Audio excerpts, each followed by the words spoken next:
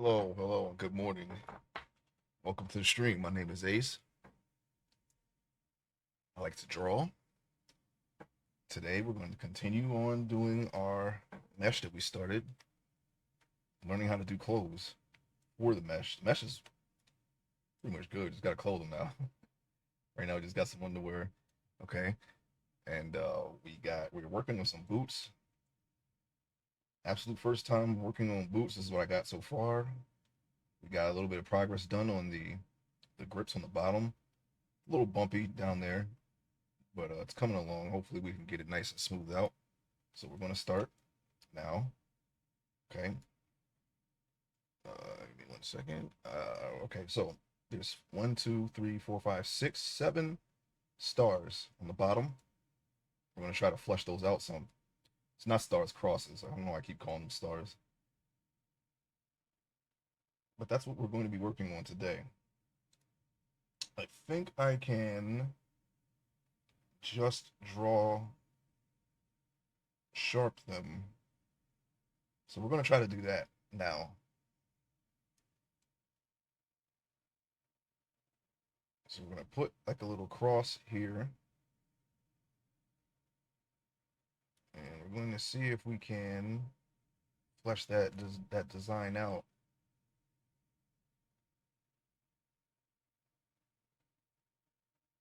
I could see it more clearly over here on the mirrored version than over here. I don't know why. Maybe I should work over there. Let's see if that'll do something. And see this little arm of the cross here. Oops. We just messed it up, actually. We're gonna do that again. See if I can get like some play strips there. See if we can build that up a little bit, make it a little more blocky on the edges. Now, the stars that I am looking at have these two edge points, these double edge points on each end. But I'm not going to do that. We don't really need to do that. So what I'm going to do is just try to go for a basic design, cross design like so, and leave it at that. We have to make it so that well, that's not that much. That's actually not that much higher than the ridges we got here. We want to leave that about the same, I would say. So what I'm going to do is I'm going to see if I can scrape some of that off and try to flatten it a little bit. Okay, as long as it doesn't come out. I want to make sure I'm looking in the right area. It's right behind this ridge right here.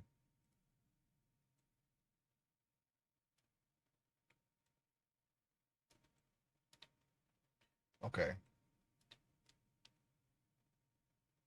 Let's try to work on another one.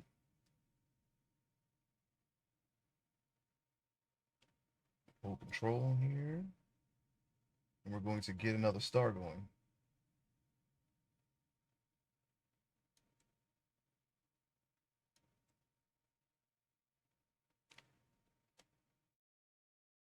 All right, I'm going to look and I'm going to check around here, see that it's all raised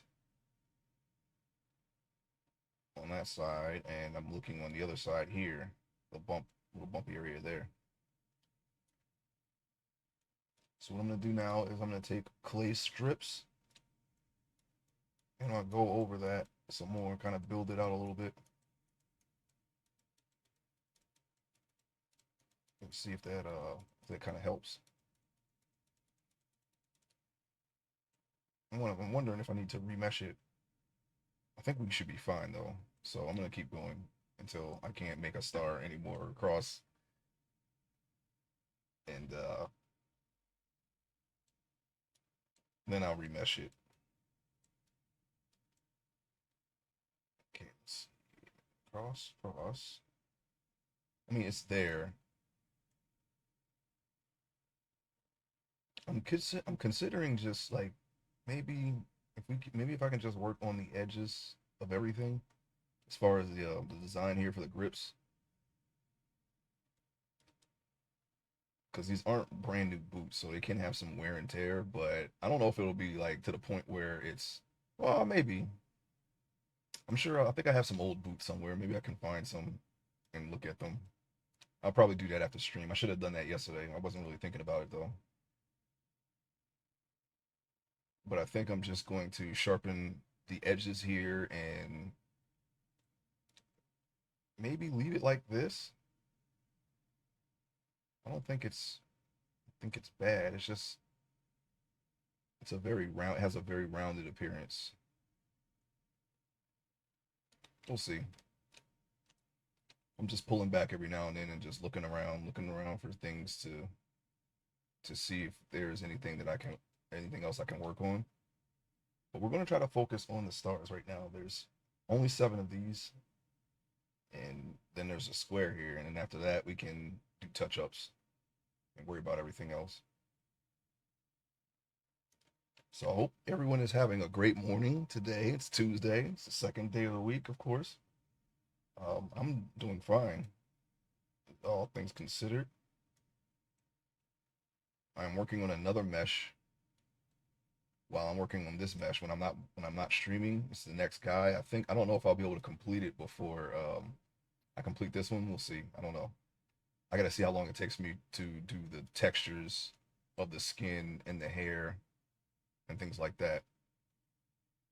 And I still have to do pockets for the clothing and collars and things like that.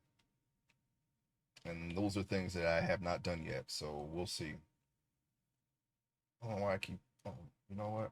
I'm supposed to be holding control. I was not holding control the entire time. I kind of erased the star there. That's a little crooked. I'm using the mouse. I'm not gonna use a stylus right now. Hey studio, good morning. Hope everything's all right. Welcome to the stream. We're working on finishing the bottom of the boots here, and then we're gonna move on to the rest of it. This is what I have so far. Just need some I just need to work on sharpening these edges to try to make them look a little better. I'm considering just chalking up to wear and tear. I think this is enough to use as a reference, you know, if I did, but I don't think I need to really focus on the bottom of the boot for any of the panels in my comic at all. Well, maybe. I think there is a scene where you know he's like throwing a kick or something, so I might be able to show the bottom of the boots there. But yeah, it just occurred to me. Yeah, I can I do. I might have to actually draw them, but I think I can. I think this is enough to use as a reference, so it's not really a big deal. But yeah, basically just need to sharpen some of this. Kind of look like teeth in a little in a weird way, like molars or something. Just need a little bit sharper edges. But I'm working on the little stars on the bottom of the boot here. Got 7 of them. I'm sorry, 2, 4, 6, 7. Yeah, okay. That's what I thought. Thought maybe it was like 8 or 6, but nope, it's 7. I'm just trying to flesh out the shape. It's crosses actually, not stars, but I keep calling them stars. I don't know why. I guess that's like the very quick and easy way to draw a star. Like if you're drawing, like if you're coloring a picture or something.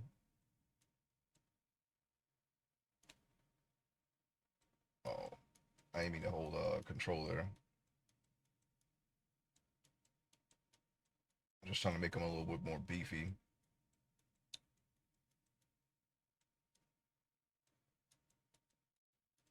I think I can use the draw sharp brush and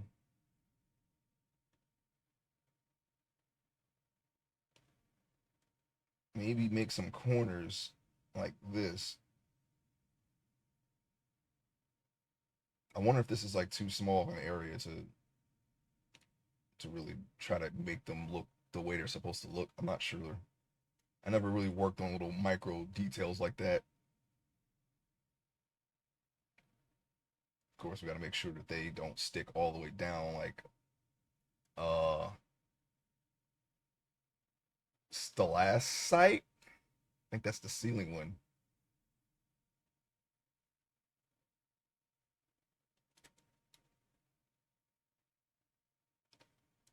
Okay. Oh yeah, this looks a little. This looks a little off, but we can fix those.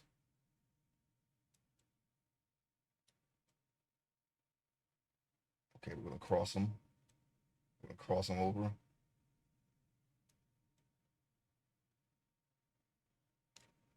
Let's see. Trying to see if I can define that shape a little more, but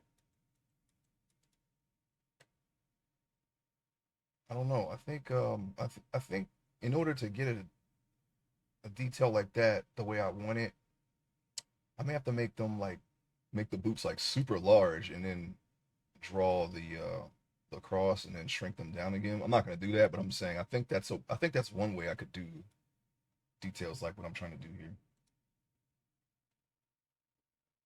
Let's see. Let's do cross. I'm gonna see if I can get something in there. It's a little small. You know what? I should be using a stylus for something like this. Here is my Gambit glove. Just need some playing cards now. Let's see if I can try to get the shape that I'm looking for. I think I'm just gonna box off the cross instead of making it a double edge, a double pointed edge, like it would normally be on the bottom of a boot, but it doesn't really matter what shape they're in. Like that's not something that's important to the design of the character or to the story at all.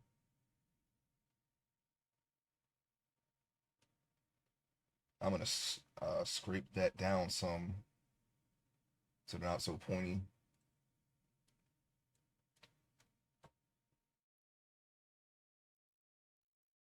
It has a very worn look, which is fine, I guess. I mean, we can always rely on that excuse that they're not brand new boots. I don't know. I gotta see. I think I may have a pair of boots like this somewhere in my closet. I can check the bottom and see how worn they are. I'm gonna do that after the stream and see if I can find them. Okay. Let's see here. I'm gonna see if I can define the square a little bit better.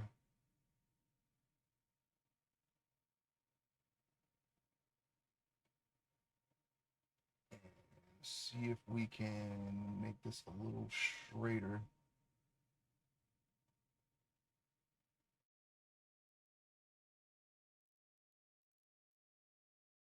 I'm just gonna trace it around a little bit. You know what? I'm gonna scrape the middle some so it's not like rounded, like a rounded square. Okay. I guess that's straight enough, I guess. I don't know. It's not like I got a line tool, okay? It's not like I got a line tool at all.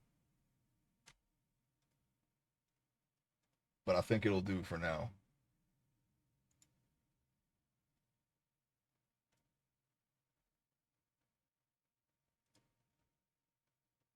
And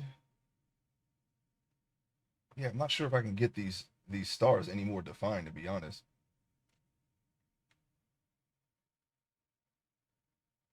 Let's see, scrape. Let me try to scrape some more. See if I can at least give them like a flat surface.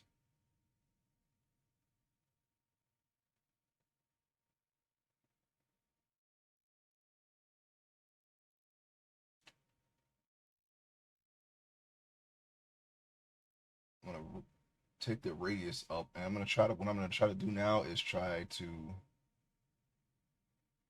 adjust some of these grips on the bottom of the shoe.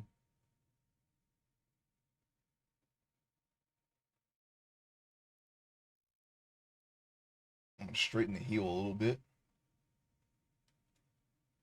Let's see. Oh, we got here. What do we have here? It looks like we have one side of the heel that's a little raised over here. So what I'm going to do is I'm going to try to keep this part of the grip flat and bring down the heel some. Try to make it a little straighter. Maybe I can bring this side up some and see if we can make that a little bit more even.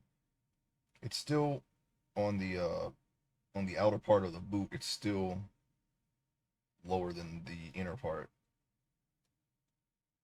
I think I'm going to raise the inner part a little bit. I'm sorry, lower the inner part and raise the outer part. Just try to adjust both sides, just so it just remains even. Let me try to look at it in the orthographic view. Yeah, it looks pretty straight, at least from this side. Let's try to look at it from a different angle. I'm using this line right here on the orthographic view as the imaginary ground that he's standing on. And as long as I'm on that line, it should be good enough. I'm looking at it from the side now. This part of the boot is supposed to be raised off the ground. As long as this part here and the heel are on the same plane, this is a little higher than the front part. So we're going to bring that down a little bit. Oh, you know what? That's why they were leaning in the first place. Let me let me control Z that. Close enough. They're both fine. Okay. I'm gonna take another look at the grips here. I want to see if I can get them sharper, get the edges a little bit sharper. So I think I was using the size 18 brush for those corners. So I'm gonna try to get that. Of course, that's a kind of difficult to do without the mouse, which is why I keep defaulting to it. I'm gonna try 16. 16 should be fine. So now I'm going to control, and we're going to redefine the edges of the grips here. When we remesh, sometimes some of the details get lost. So every time I remesh, I think I'm just going to come down here and redefine all the edges of the shoe so it doesn't look as worn.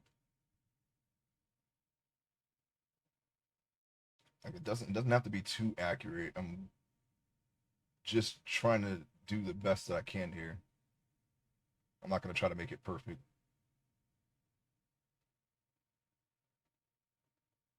Just good enough to use as a reference, and then we can do harder edges easily because we're going to be drawing this in various angles and whatnot. We can get a believable boot. I am okay with that.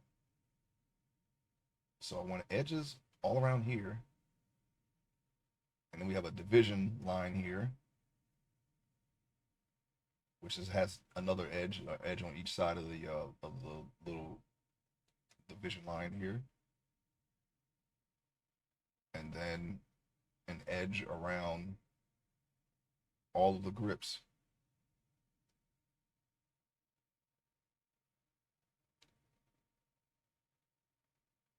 And we're just going to go around the bottom of the boot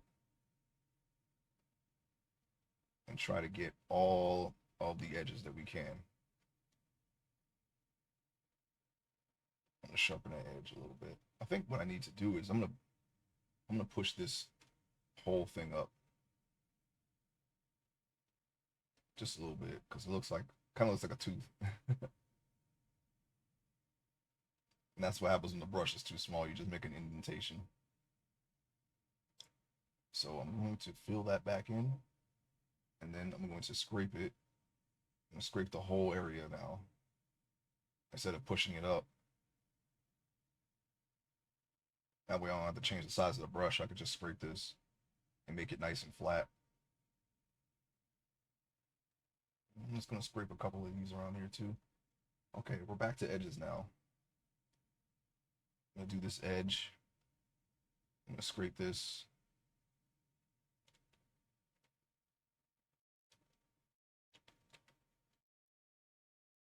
All right, so I'm gonna keep going around here, and I'm just making it nice and sharp so that the shapes are easily defined. We can use that.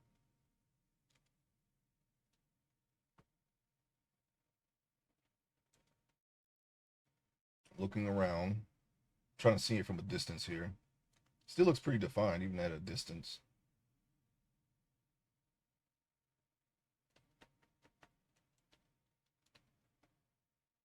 Okay. Just gonna trace around the squares here.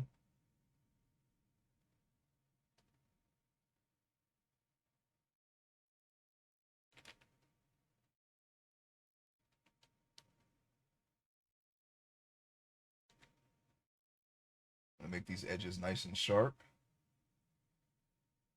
I'm just going around the entire boot, and it's being mirrored on the other shoes. Matter of fact, let's take a look over there to make sure that there's nothing out of place, because sometimes it doesn't perfectly mirror the other side. I'm not sure why that happens, but I'm seeing this division line here it's a little crooked, but we can fix that. Right now, we're just worried about edges. I think I could just move some of these as a whole, some of these grooves as a whole, and try to fix that.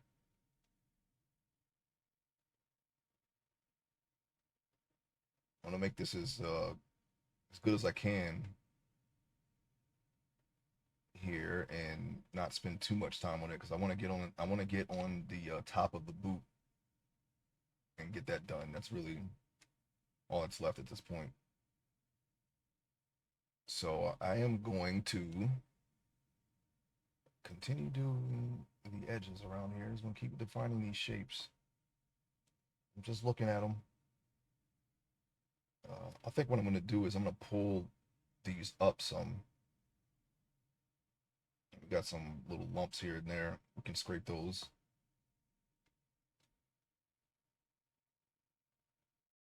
I'm going to sharpen that edge there. This. I'm going to Control Z to it look like I filled in the little groove there.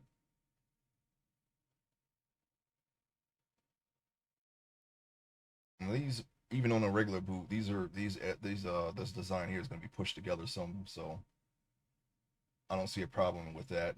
That's happening on a regular boot.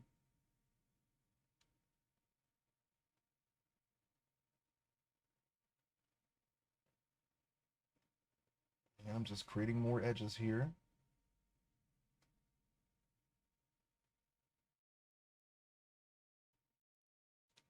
Going around. Okay. Doesn't look too bad.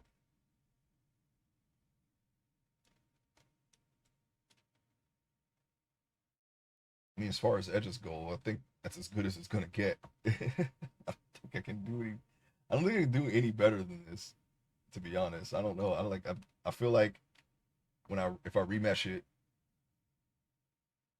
I could probably just go over the edges as I remesh it, and then just I don't know if I can make this look any clearer than what it looks now.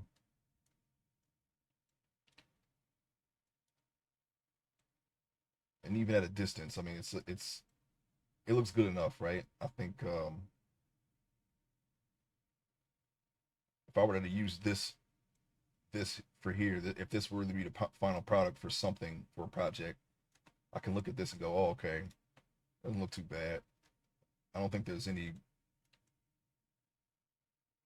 scenario where you're looking at the boot this close, and then there's still the textures and whatnot to consider, like if you were a texture of boots.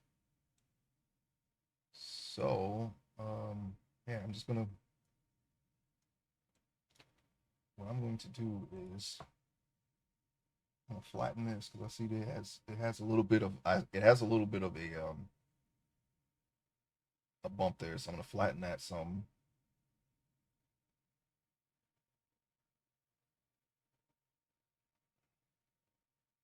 Oh wait, let me control Z that. I kind of made a little deformity there.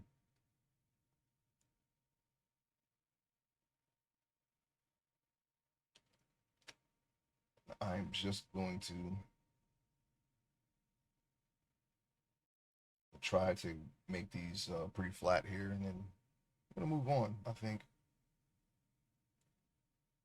I know I traced around the edge yesterday of this. Oh look, looks like I made a little mistake there when I did that, but we can smooth that out. That's not a big deal.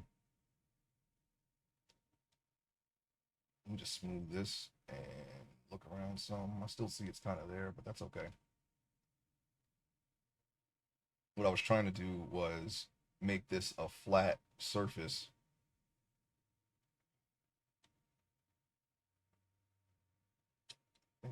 Maybe I can smooth it.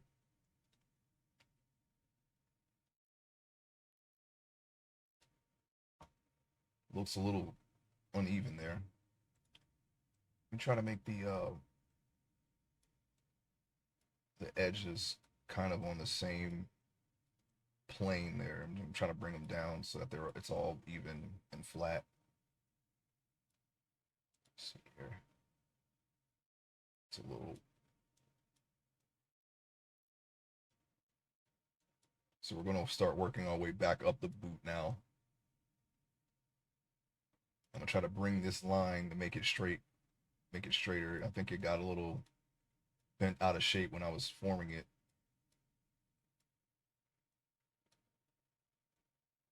All right, we're going to bring the line down back here instead of up. It might be easier. I'm just going to slowly work it down. I think this it shouldn't dull the edge. I'm just moving it, so I think we'll be all right. So I'm going to take and move this down some.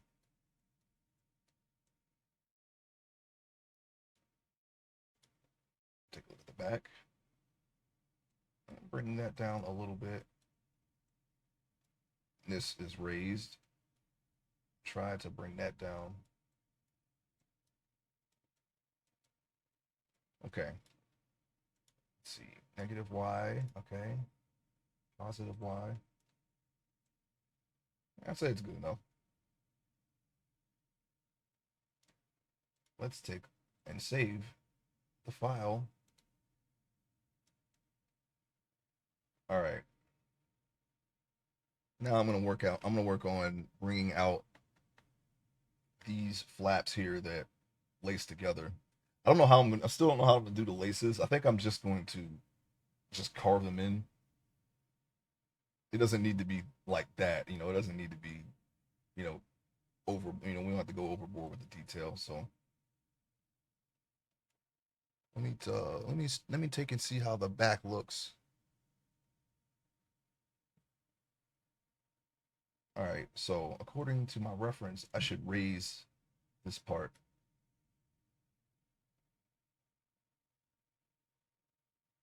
Raise this part, and well, as a matter of fact, I can raise the whole thing. I'm gonna have to raise these flaps separately and then raise this part to be over these flaps. That's how it looks like it's the boot is made. So the way I'm going to do that is, let me see, box. Oh, we're going to need less. No, we're not going to need any of that actually. We're going to draw the mask on. I'm going to mask this part out, invert it, and then inflate it. I think that would be the easiest way to do it. So that's what we're going to do.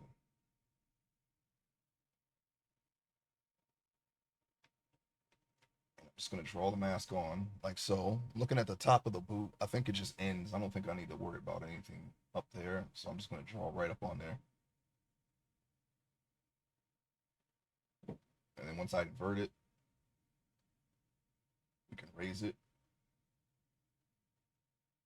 Probably should have made the brush bigger before I started, but that's okay.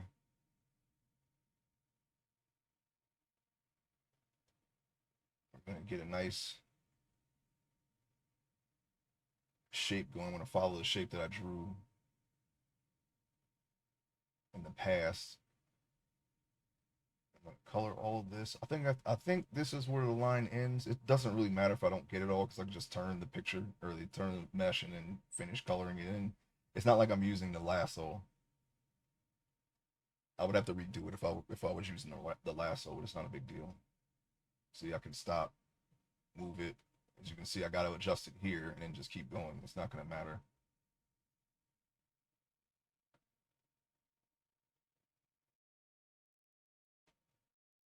I'm going to do that side and I'm going to do the other side. And then once I fill that in, I should be able to invert it. And then we can raise it so it creates the look of this being over the tongue of the boot. And then when we move to the tongue, we'll push that in some and give it a little depth.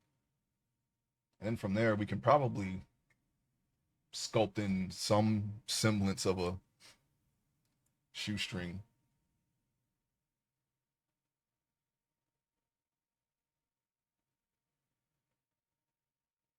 So I'm gonna color all this in. Try to get one nice solid color. So we can do the proper. If you heard that, my bad. I don't know. I don't know if that picked up on the mic. But that's through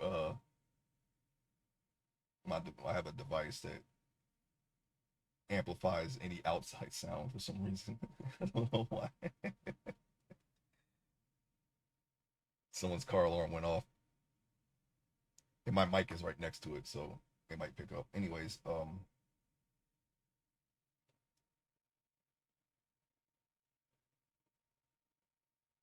color this in and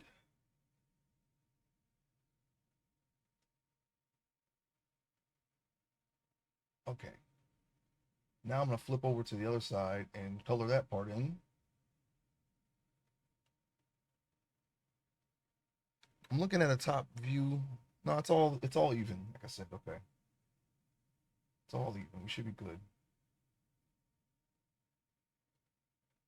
I think there is like a ridge, like a tailored ridge on the top, but I'm not gonna worry about it. You're not gonna be able to see, because of where the pants are supposed to meet with the boots. I'm gonna make it so that they look like they're tucked in, so you're not even gonna see that. It's not even a big deal.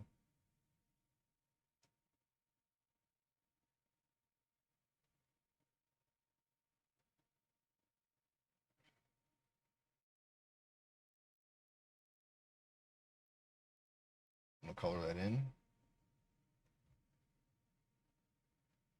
Okay. Coloring this part in.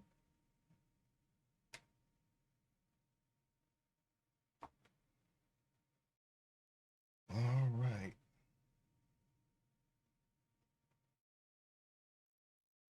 I'm just looking around for any spots I may have missed.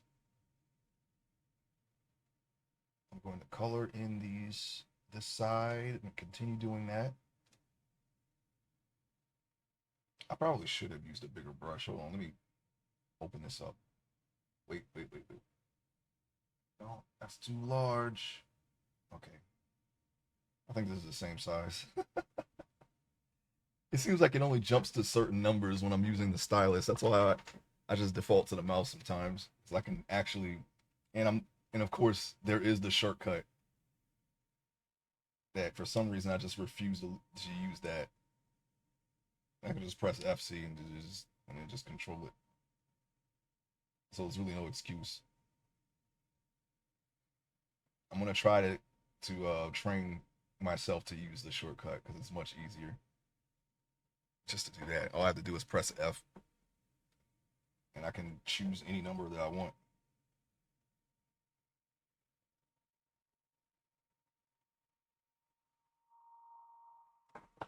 Okay, we have just the front left. I'm gonna raise this out slightly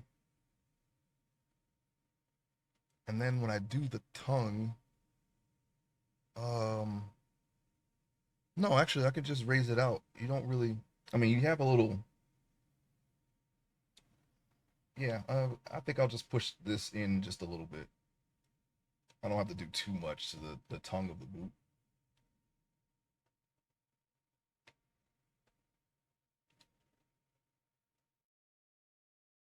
So I'm gonna color that. The line is a little faded here. I'm gonna make sure that I got the right thing. I don't want it to look crooked. I gotta bring it down to the line here, or the surface where it's supposed to stop.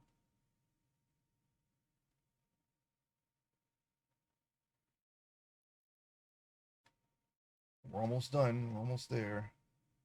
This is really the only. I mean, this is basically the boot, right? I'm gonna raise the back just a little bit. There's like a little chimney shaped shape in the back where the heel is, and I'm gonna turn that down. I don't know if that probably picked up on the mic as well. Forgot to turn down my phone. Anyway, there's like a chimney shape on the back of the heel, and that is raised slightly above this area here that we're going to raise. So that's what I'm going to try to achieve that. And it's just that, and then doing the laces. Oh yeah, I have to do the little holes where the laces go. I don't know. It's going to be it seems like it's going to be a little tedious, but we'll see. I think I can just clay strip the shoestrings and call it a day. Like, I'm not going to try to make them look super detailed. I just need something there that looks believable as a boot. It doesn't have to look like picture perfect. Okay, as you can see, this is not even. But luckily for us, we can just draw that. We can just draw it even. So what I'm going to do is I'm going to go to negative y, and I'm going to attempt to fix that before we raise it out. Let me control Z that.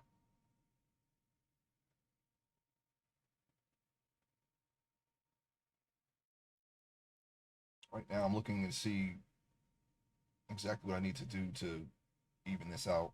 I think I can bring this down some.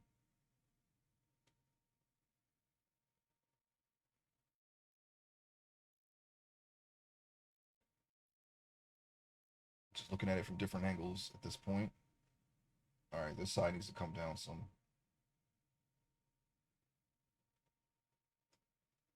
As long as it doesn't look crooked, it's fine. Right now, it kind of looks crooked. I think when I raise this out, I can move the whole piece over some. I think that would help too. That's what I'm thinking about doing. I'm gonna try to make this. I'm trying to correct it as best as I can before I do that though, because it looks like the back end is moved to one side. It's moved to the outer portion of the boot.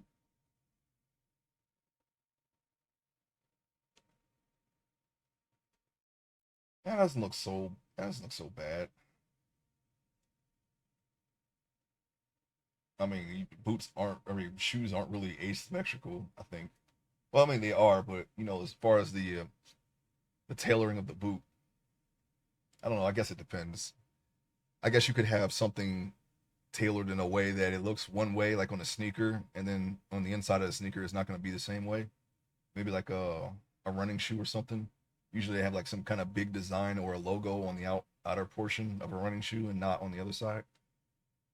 At least to my knowledge, I think that's how it goes. I have a lot of running shoes. I could probably look at a few of those to confirm that, but that is completely irrelevant to what we're doing right now. So the only thing that I want to look at is the bottom of a boot to see how worn it could get. It's the only thing really that matters. I think do have a real life reference I can go and look at and see. They've had some wear and tear too, scaling cliffs and walking up mountains and whatnot. They should be well worn, so I should be able to look and see exactly how worn this type of design can get and go from there. Oh yeah, I was supposed to move this up. I could do that later. Right now, I'm trying to get a design of a boot here.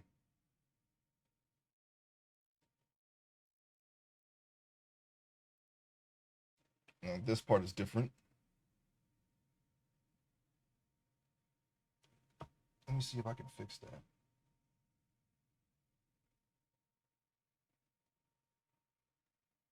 I'm gonna try to erase some of that. Let's just see if I can fix it.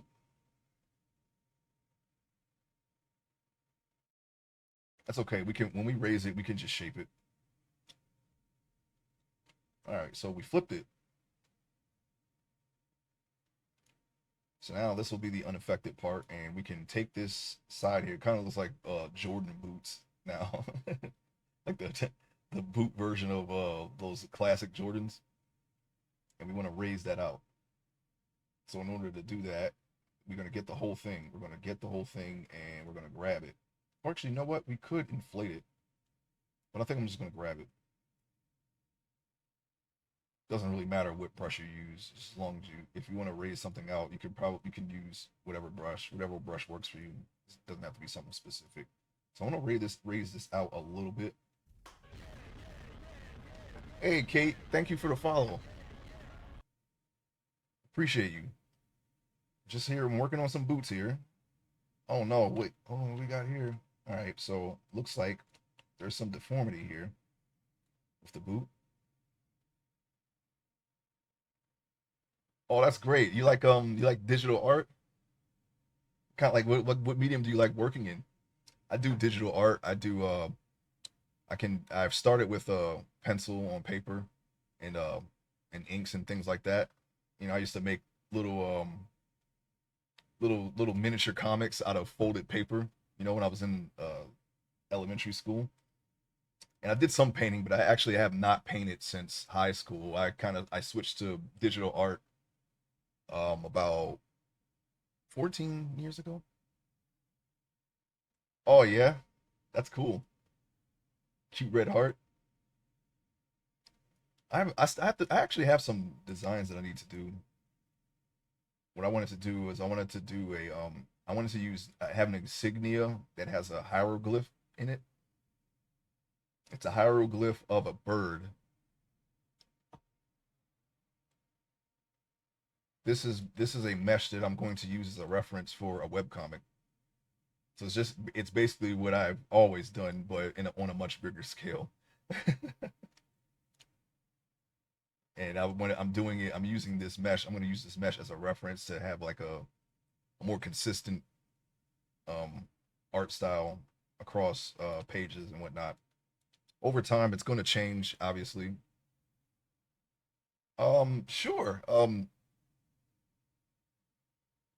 I'm not sure. I don't have links enabled right now. And I have to find the design, but I'm sure there is.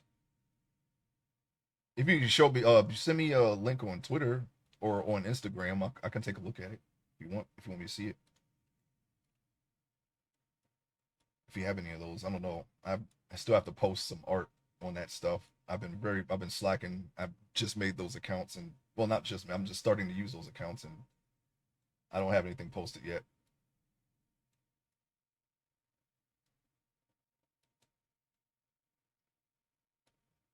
Oh, DeviantArt. All right, cool. Um, yeah, I can take a look at that. Uh, ch- Tell me the page and I can go to it right now.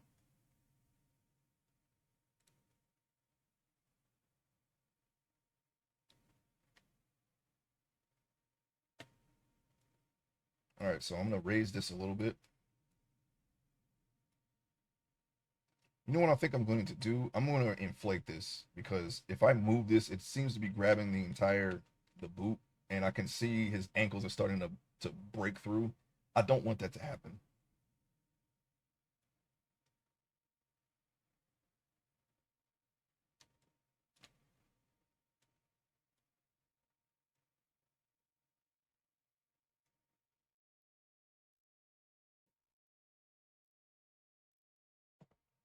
So what I'm going to do is,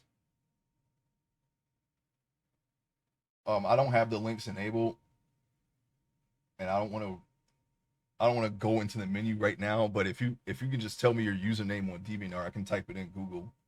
I have that on another monitor.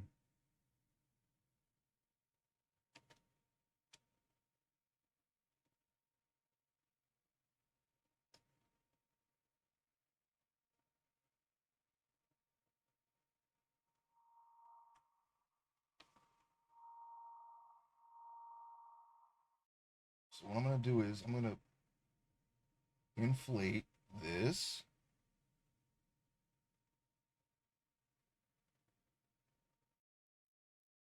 I think it's working. I don't really see a difference, to be honest. And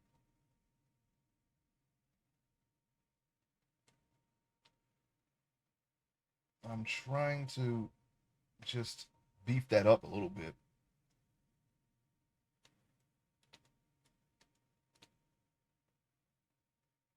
We want to make it so that it looks like the flap is going over the rest of the boot, this dark part here. That's what I'm trying to achieve. I think. Oh, you know what I need to do. I think I just need to up the strength. That's probably why I'm not getting any immediate results here on what I am trying to see. Yeah, I can see it beefing up now. There we go. It's powering up. I want to see that seam. Now we don't want to do this too much in the back because this we're going to do the same thing for this chimney shape here on the back. Kate X Banjo. Okay, I'm gonna check it right now, really quick.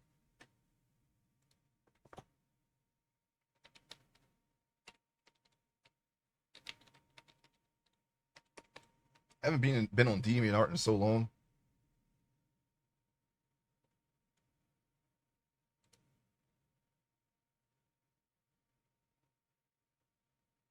Oh, okay. Oh, you're a fan of Banjo and Kazooie, huh? I actually have not played that game. Recent post is a cute red heart with an AI filter. Cute red heart.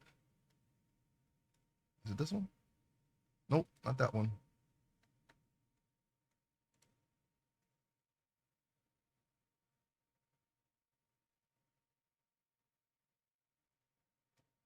Yeah, I think that's the one, actually.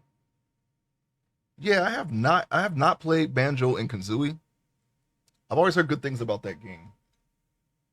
One day I'm gonna play it. I think the closest thing that I've played was well, besides the game that he debuted on, which was Diddy Kong Racing, and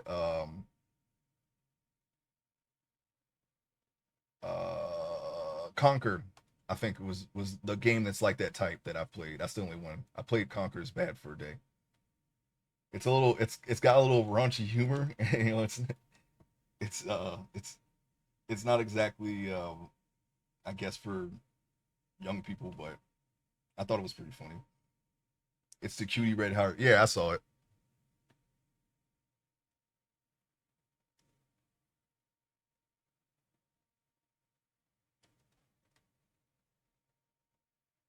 Yeah, I was on DeviantArt a while. I didn't want to be on that site anymore, so I left it. I kind of wish I'd left the page up though, but oh well.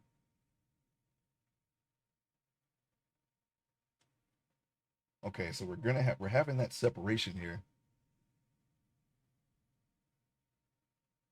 Yeah, I saw it. I saw it.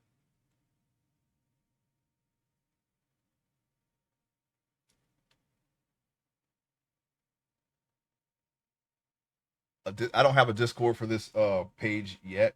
I'm using um a Discord server for like to have all of my art as a reference for when I do the comic, but I think I'm gonna make one for this channel specifically one day. I don't have one yet though. I usually just chill in other people's um creative discords. You can join one of them. I have a link at the bottom and I'm in all of those communities. And a lot of the people they stop by in the chat and say hello, and I'm usually hanging out in their communities. So there's plenty of them down there you can look at. There's plenty of creators, pretty cool creators too. You might discover as well. I have RTFX Studio, one of my mods. They have a pretty cool creative community. You can join that one too. You can showcase your art there as well. I think there's a page for that, or not a page, but a Discord channel to show your art if you want. Now it looks like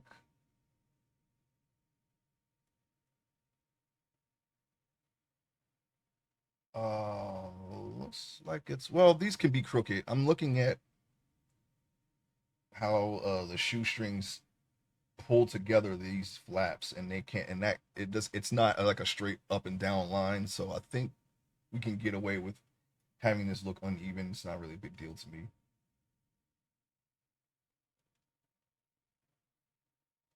Okay, how about, yeah, we'll leave this like that. I think what we can do now is we can take, I'm referring to my reference here. Okay, so when I do the chimney shape here, what I'm going to do now is I'm going to do the same thing with the back portion of this and then raise it outward.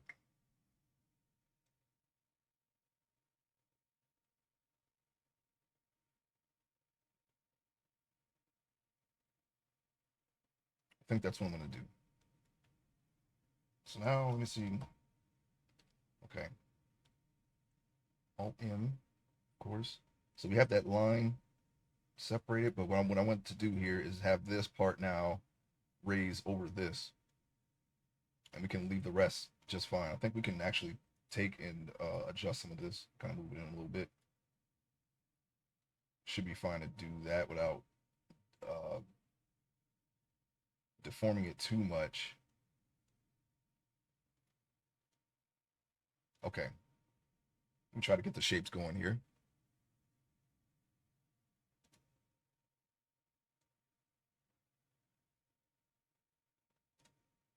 Okay, 60.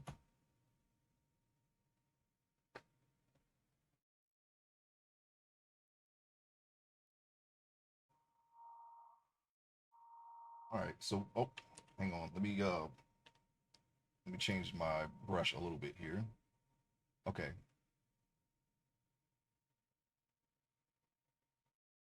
Okay, so what I'm going to do is I'm going to go back to the boot here.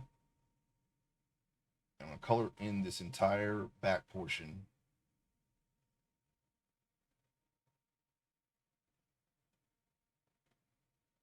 Like so. And then I'm going to raise it above the flap that we just made for the back of the boot.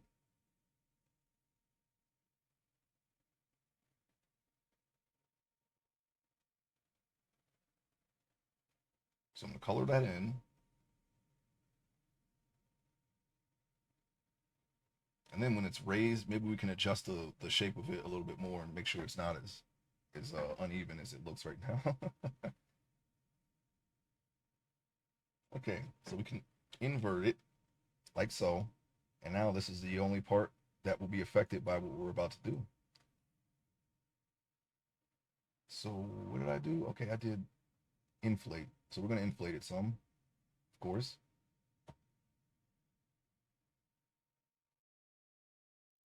Okay, I'm going to raise the back out. I'm going to blow it out.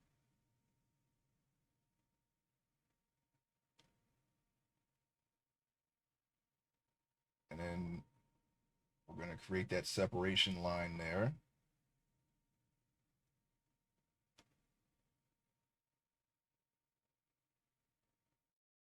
I'm going to raise it a little bit more on this side. Raise it up some more.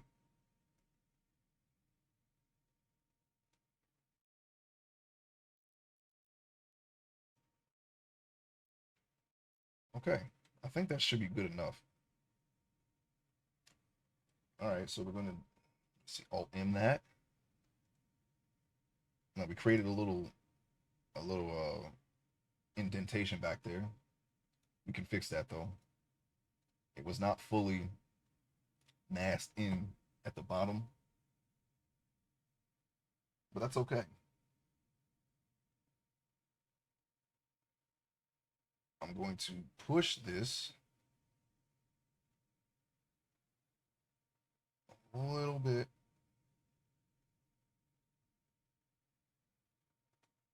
And now I'm going to blend that so that it's not super noticeable. We've got a little bit of creases here. That won't matter. We can if we can fix that. Fix it easily just by smoothing it out. I'm going to smooth that in the back a little bit. Some of the mask had created some deformity there. All right. So now we can take and we can create edges here because these are seams where the boot was tailored, being held. The boot is being held together by these seams back here.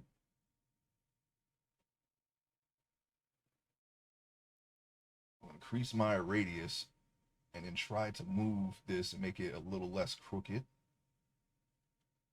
Now now that we have a shape that's like poking out there, we can kind of manipulate it a little easier. Okay, let me go to negative Y here so we can see how even it is.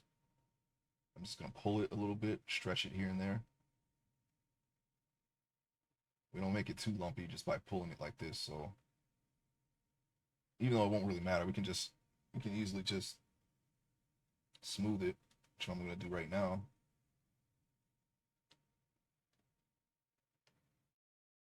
This part will be really smooth. Actually, you know what? Wait, let me look at another picture. No, it doesn't have to be smooth, actually. It depends on the type of boot.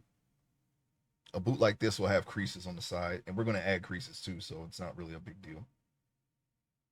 You can crease the boot like around here, right where it starts to come down around this arc here. You can put creases here, around here, and even on the side, and then you can crease right above the crown or the knuckles of the toes. And yeah, it shouldn't be a big deal. So we're just gonna try to make it, and we kind of already have a natural crease there. We can leave that there. That's fine.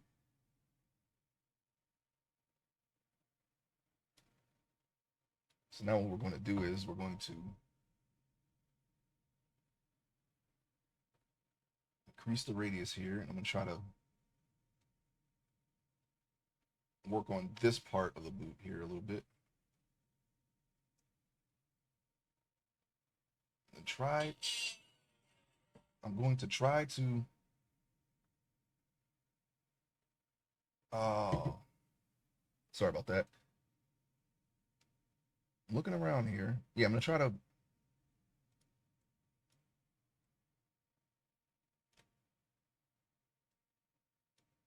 adjust the shape of this more. Sorry. I'm going to make this a little bit more straight. I'm looking at this one, even though I'm working on this one, because we have the symmetrical mode on for x-axis, and I can see both of the lines over here. So maybe I should just maybe I should just adjust this one and not adjust that one and while looking at this one. That's kind of weird because sometimes it doesn't, like I said before, it doesn't always adjust everything evenly on either side. So it's better to switch it back and forth every now and then.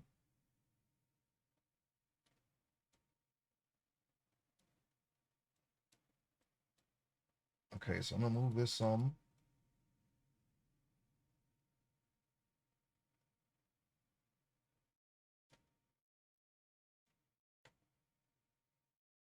Looking around.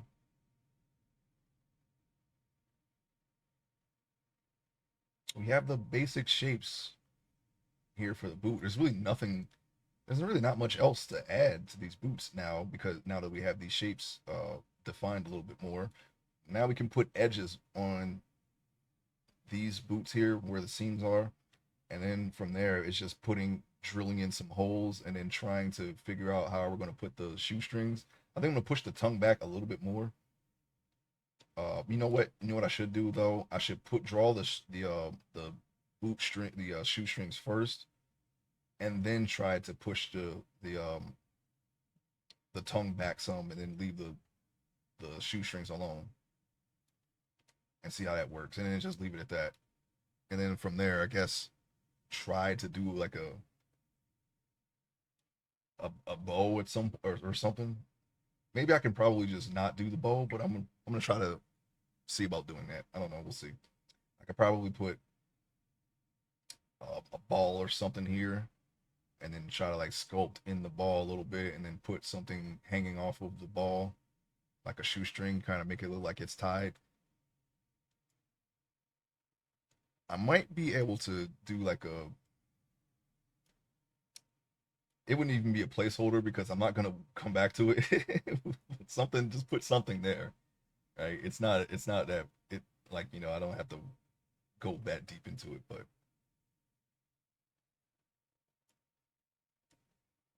I think I might do something for that. We'll see. All right, so I'm just making little adjustments here and there while I ramble on. Oh, let me use the shortcut and not use the mouse because I was about to use the mouse.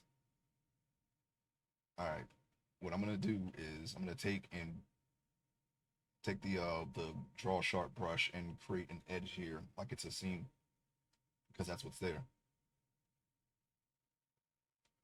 I have to hold control so it makes an edge instead of an indentation. I'm just gonna go down and trace the entire line of this here. It's acting a little weird. I think I'm actually might need to remesh, but I'm gonna I kind of don't want to because it's already at 185,000 polygons, and that's already more than. Well, actually, no, not for this, but it's because I'm gonna make a low poly version of this too. I might do that off stream though. I don't know.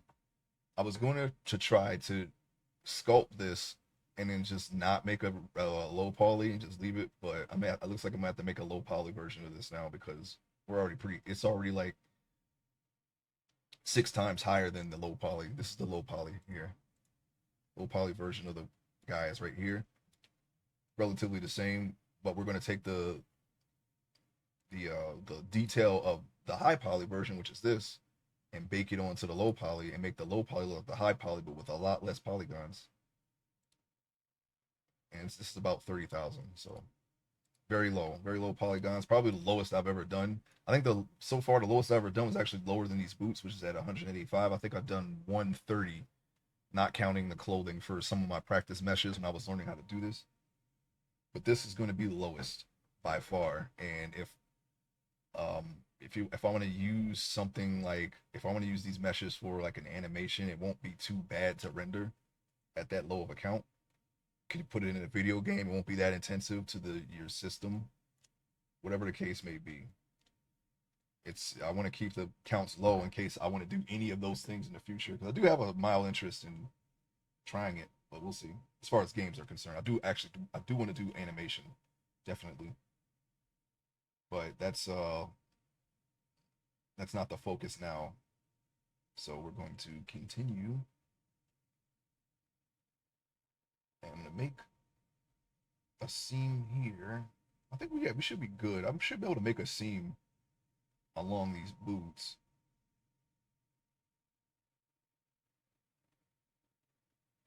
without having to remesh.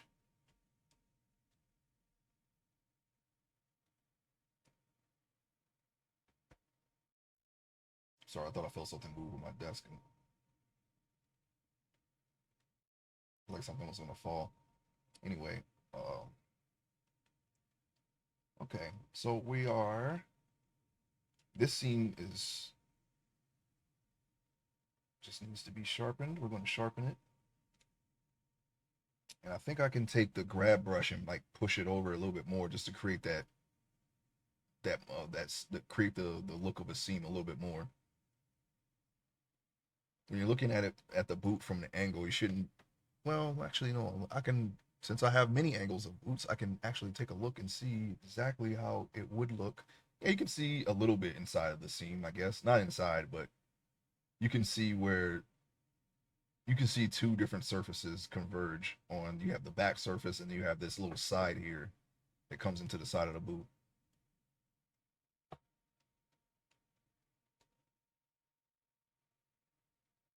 So we're going to trace down this line here, and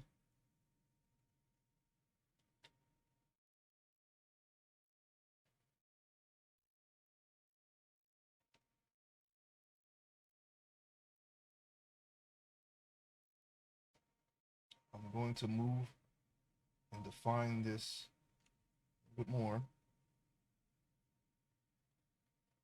It's a little crooked. I can see from here. I can pull this out, I think. So we'll see. I'm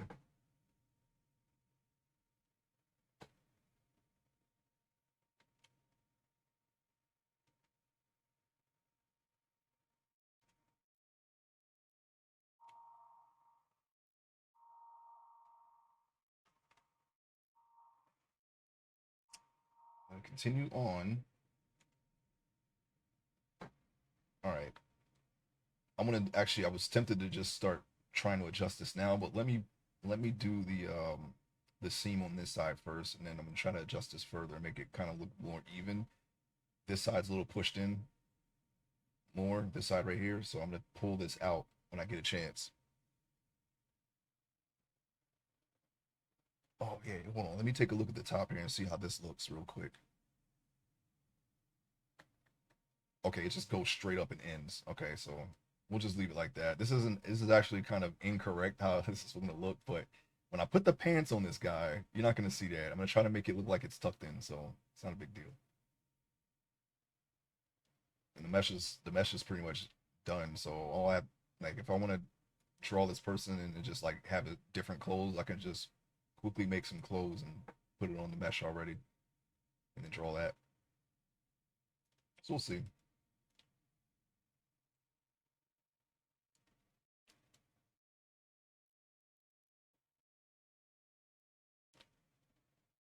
Now it's a little weird that I'm looking at this right now and I see the edge on this side, but it's not on this side. So I think there's already some asymmetrical things going on here, but that's okay. I'm just going to hold down control and I'm going to define that edge a little bit more.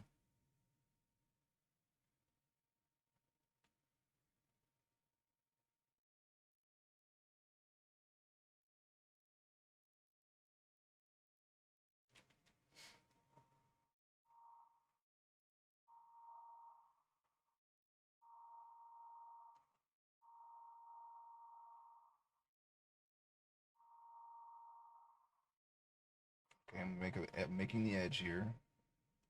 This looks like it's much less defined than the other side.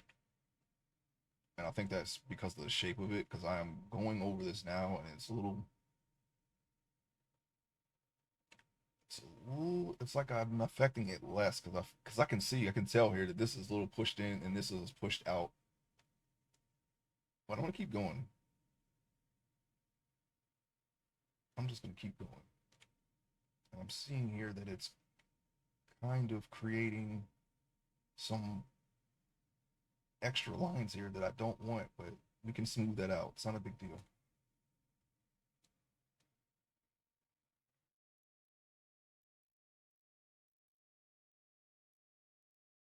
I'm looking at the boot. Let me smooth that line out right now. Oh, there it is. Okay. Quick and easy.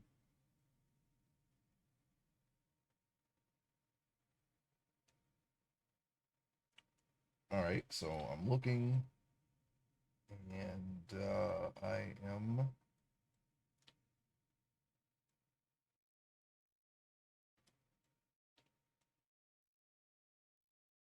looking at it. We still need to pull this out. So well, let's do that now and see what happens.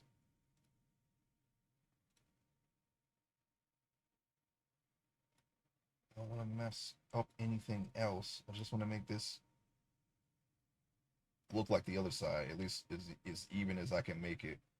I'm looking at it from different angles. It looks a little more, it looks a little less crooked now.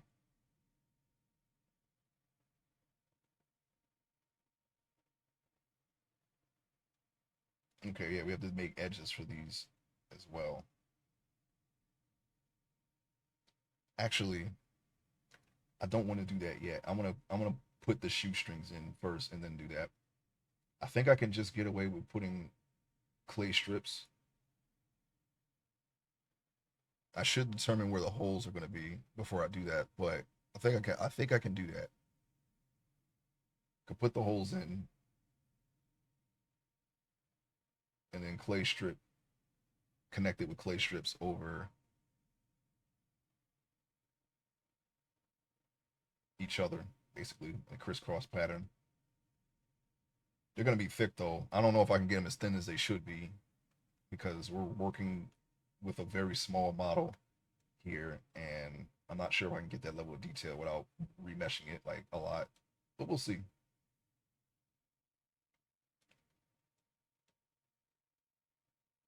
Okay, I'm looking at this here.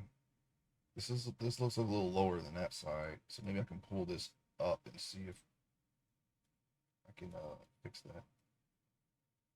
Kind of looks like the the rebel insignia from Star Wars a little bit. So it reminds me of, but instead of it being in a circle, it's on the back of a boot.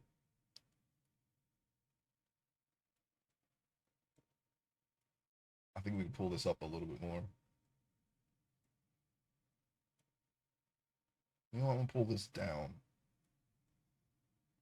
We don't want to deform anything because right now it somewhat resembles a boot. So we're gonna try to make sure that we don't deform anything.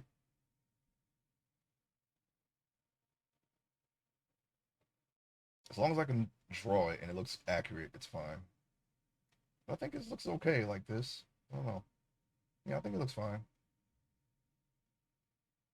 I was more worried about the bottom than anything, and I think I got it to a point where it's all right.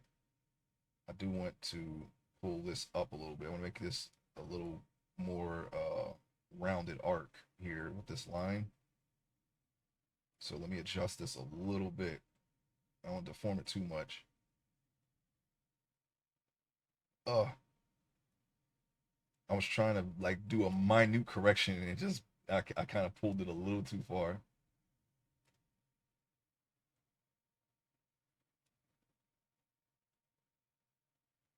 Okay, it looks a little better. We can chalk the rest of that up to wear and tear, I guess. But I think that's fine. I might just go with that. I don't think there's any more corrections I need to do down there. I feel like that's good enough. And I can see I can see it from far away. This is the first attempt at a boot. I think it turned out all right, for a first attempt. They're pretty big. They're a little big, but it's okay. All right. Enough looking around. Let me take this and pull this up.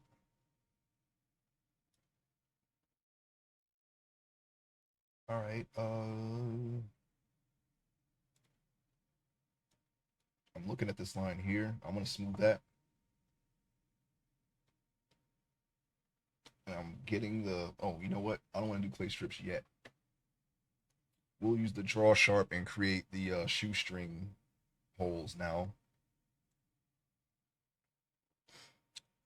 I'm looking at how I'm gonna do this. I think I don't want to just phone it in here. Okay. I don't want to do that, but um, I'm trying to determine how I'm gonna do this really quickly. Not really quickly, but quickly determine how we're gonna do this.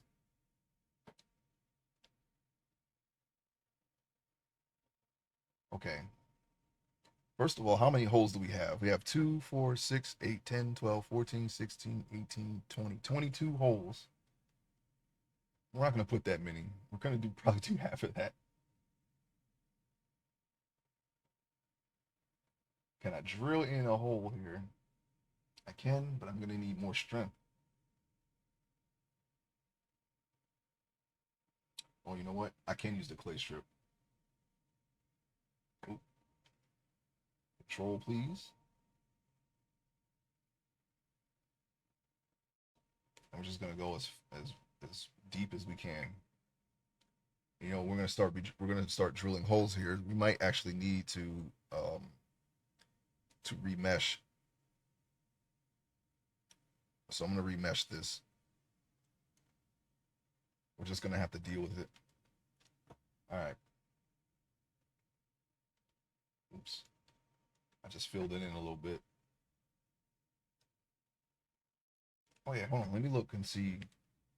Yeah, the edges are okay, I guess. Doesn't look like it messed up the edges any more than they are already.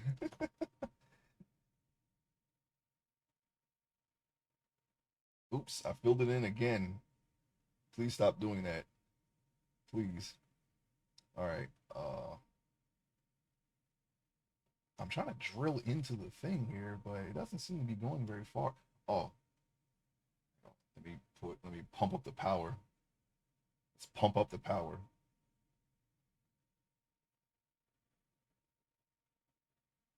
I'm holding down control so I can just drill in a hole there.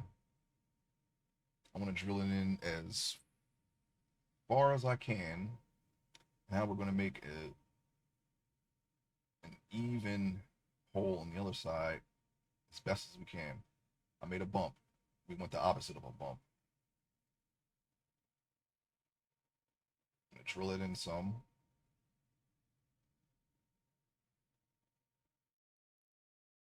And close enough.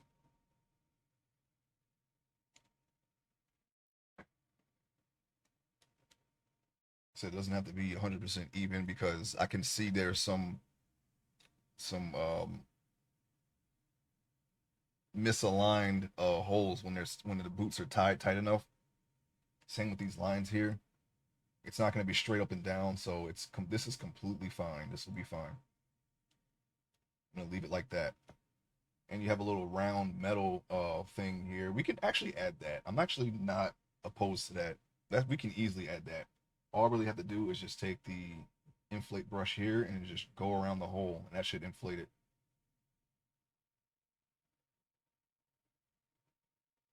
Let me get some more strength. Like this.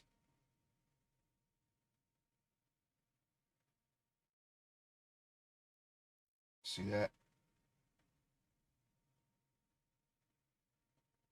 It's a very easy addition. I think we can manage that. It's not it's a very simple detail that you can add, so I'm gonna add it.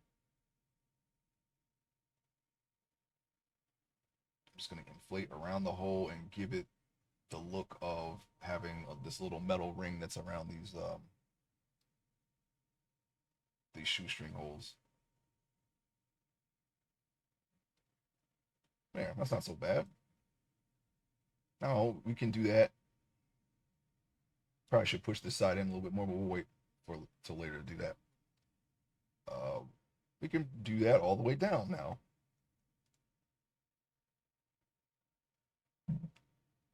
I think we'll be okay. Let's save it. We don't want any mishaps, any power outages, anything like that. Okay. We don't want that to happen. All right. Let's see. Like I said, the misalignment's fine. That's perfectly normal. They're not going to be straight. At least, hang on. Somebody is at my door. I'll be right back, okay? Give me 1 second.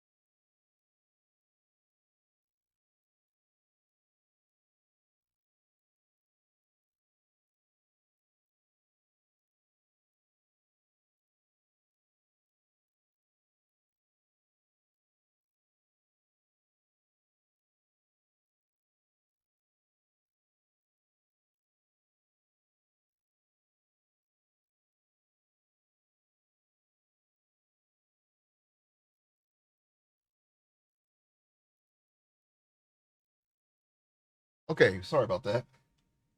I have returned.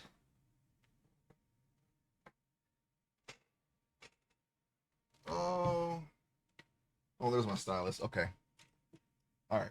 So back to the regular scheduled program here of sculpting in 3D. Okay. We're going to continue putting holes in. I'm not going to do 22 holes. Okay. I'm not going to do that. That looks like the normal amount of holes here. I'm just gonna do them evenly spaced until we reach the bottom. However many that is, that's how many we're gonna roll with. And then we're gonna do the edges. Actually, no. What I'm gonna do is I'm gonna put together the shoestrings first, and then I'm gonna do the edges around the shoestrings, and then push in the tongue a little bit. And then, as far as I'm concerned, I think the boots will be done.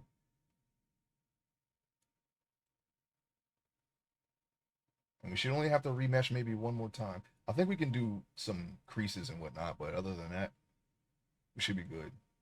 These look more like work boots than combat boots, but screw it, we're good. I like it. I like the way they turned out. This is a very good first time sculpting a boot. I think. I don't know. I mean, the shape is there. The accuracy is all right.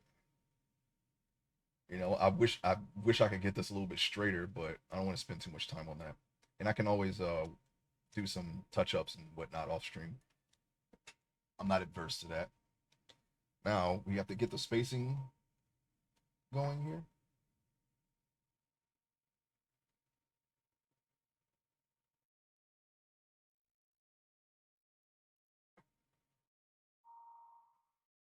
Oh, we're using the wrong tool. It's not very good for digging into your sculpt inflate. So what I'm going to do is I'm going to use clay strip. It's like my default brush.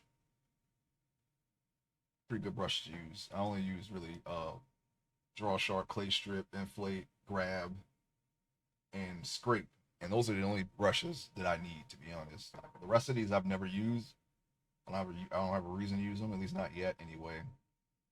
If I see something that if somebody is like doing something with a brush I never used and I like the way it does, I'll probably incorporate it one day. But since learning how to do this, this is like my newest acquired medium that I've learned so far. It took me about 4 months to do a mesh like this here. I learned how to do this in like 4 months. It was kind of easy for me to grasp sculpting. My first sculpt though was terrible. I wish I kept it just so I could show people where I started. But I was so disappointed in it that I just deleted the I deleted the file. It looked a lot like the Majora's Mask. It was a poorly drawn. It looked like Majora's Mask Moon in MS Paint. That's what it looked like. That's the best I could describe it. And it was just like a sphere with a face carved in it. And I was like, "Yep, that's my first face." And then I deleted it. But I do have my second and third meshes, and I was like maybe 2 weeks each, so about an extra month. No, yeah, yeah, I was about a month. Yeah, from two, I did my second mesh in 2 weeks, and then I did a mesh that's similar to in detail to this mesh in another 2 weeks. So that's 1 month, and then um, coloring it and textures, and then I spent I think I did a when I did a practice, I was like, you know what, let me just learn how to do everything that I can. And I learned how to make tattoos and put it on the mesh and import it to Blender and do the hair. Now all that was like 4 months total, and clothing. It actually took a lot longer to learn how to rig the character because I did bone by bone, joint by joint. That took a long time for me to get that together. But I was working in very like it was doing I was doing that like before work, so I was doing like a couple hours a day or whatever. So it was longer. But if I would have, I'm pretty sure as far as rigging is concerned, I did not spend like an entire day doing it, but I probably should have because it actually takes a long time to get that. done, especially if you're doing it manually. They have add-ons and whatnot that you can just take. You can just generate an entire skeleton and just fit it around whatever mesh, and then do it that way.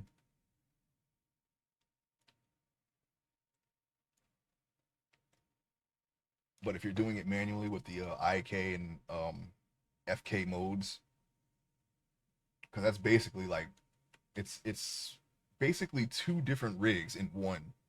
You have one. You have I think it's forward kinetics. It's called forward kinetic would be like you're just moving a wrist, right? But inverse kinetics would be you take the wrist and you push it and it moves the entire arm, and that's like two different modes. So if you wanted to animate someone running without having to like pose the leg in each and every position, you could just use the IK version, and that will move the entire. If you move the foot, that'll move the entire leg. Like if you raise the foot, it'll raise the entire leg. So it's like doing two different things, two different kinds of rigging at the same time. Interesting stuff. I've seen people do rigs that make like that have muscles that move too, that like move like realistically. I want to learn how to do that. If I can find a way to learn that, that'll be even better.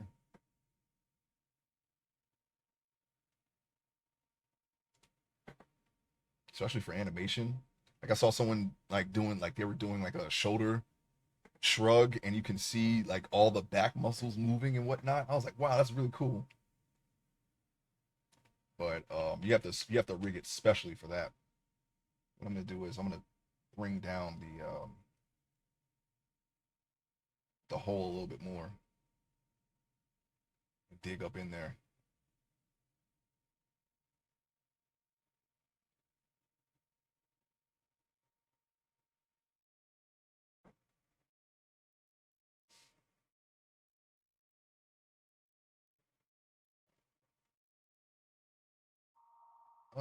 Yeah, that's fine because it doesn't have these holes don't have the ridge around them, so it kind of looks uneven. But I'm just looking at it right now and seeing if it needs to change anything. I do not.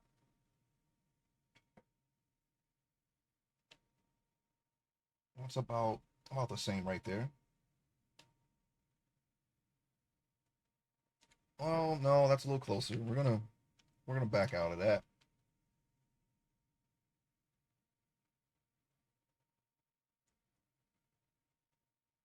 I'm gonna have to do the other side too, but right now I'm just gonna try to get the spacing correct or as close as I can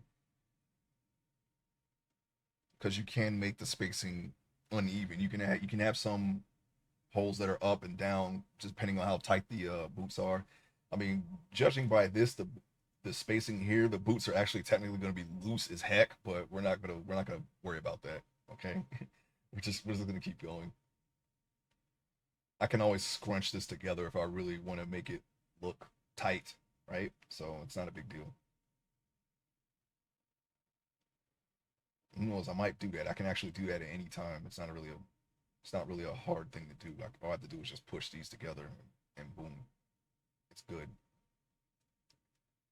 All right, so you're gonna have some holes that are facing out as they go down. Some facing forward, some facing out. So we're going to follow that.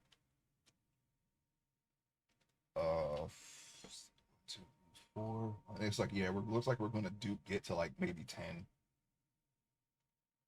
So probably half of yeah, about half of what the typical amount of shoestring holes would be there.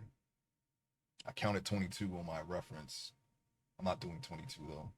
I'm just not doing. I'm not gonna do it. All right, so one, two, three, 5. Okay, it's about half. That's about halfway down. I think we might not even get to 10 to be honest. Looks like we might get to 8 maybe.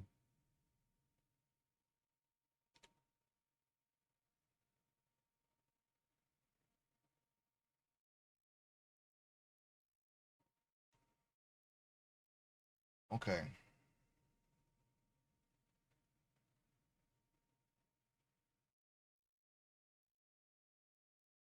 1, 2, 3, 4, 5, 6, 7. Yeah, it's like 8's gonna be the number. 8 holes on each side, 16 total. Easier for us, I'd say. You have to do 22. Because now to make the holes really small and numerous. Yeah, well, yeah, that's fine. And we could just try to clay strip a stripe over that and see if we can create the shoestrings, and then we can create some depth in there, push the tongue in between the back. All right, now all we have to do, we don't have to line them up really. Not at least they don't have to be perfectly lined up. It's fine to it's fine to have them crooked and staggered a little bit because of the tightness of the shoestring, as I keep saying. So we can be lenient here. All we have to do is just make the holes correctly. That's really it.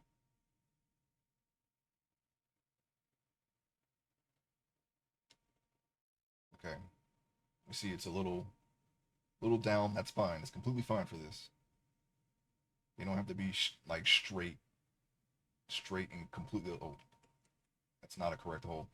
They don't have to be super aligned because that's not really how it is in real life.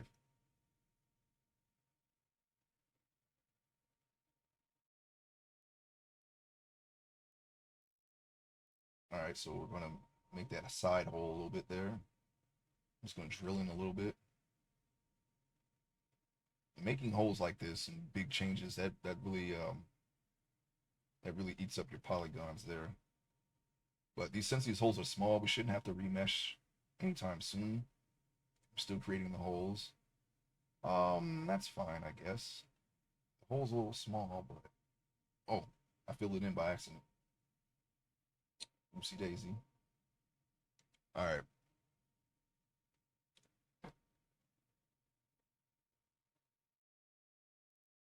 I'm sorry. Every time that I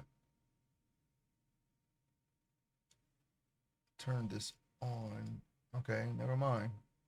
I was gonna zoom my camera, and for some reason, the zoom isn't working. Every single time. Okay, it's not tracking me. I have to adjust this every time. It's zoomed all the way out. It should be zoomed in a little bit more. I'm sorry if I'm a little further back than normal. But my camera is being uncooperative right now, and I can't do anything about it.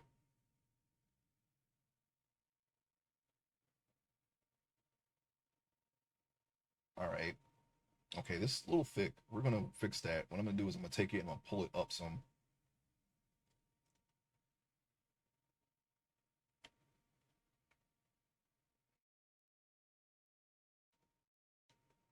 You really, when you learn, if you learn this through a program, I would suggest sticking to one program. I've learned how to do ZBrush, Maya, and Blender, and they all work completely differently. So you're basically learning. It feels like you're learning the same subject all over again when you change programs. I was also considering learning how to do this in 3D Coat and Character Creator. Character Creator is probably the easiest because that's a lot like from what I've seen, it looks like your typical create a character in a video game, but like turned up to like 28. Like it has the sliders. You can just take a mesh, you can put it in there, and you can just adjust things to how you like it, like in a video game. And but they have this weird licensing thing to where anything you create in there, you can't sell it. So I was like, all right, well, I mean, if I ever decide to do a commission for somebody that's in 3D, um, then I probably shouldn't use that program. So I didn't. But I was looking at that, and 3D Coat is it's a UK based company. I don't know much about it. There's not a lot out there. I know there's some people that know how to use it.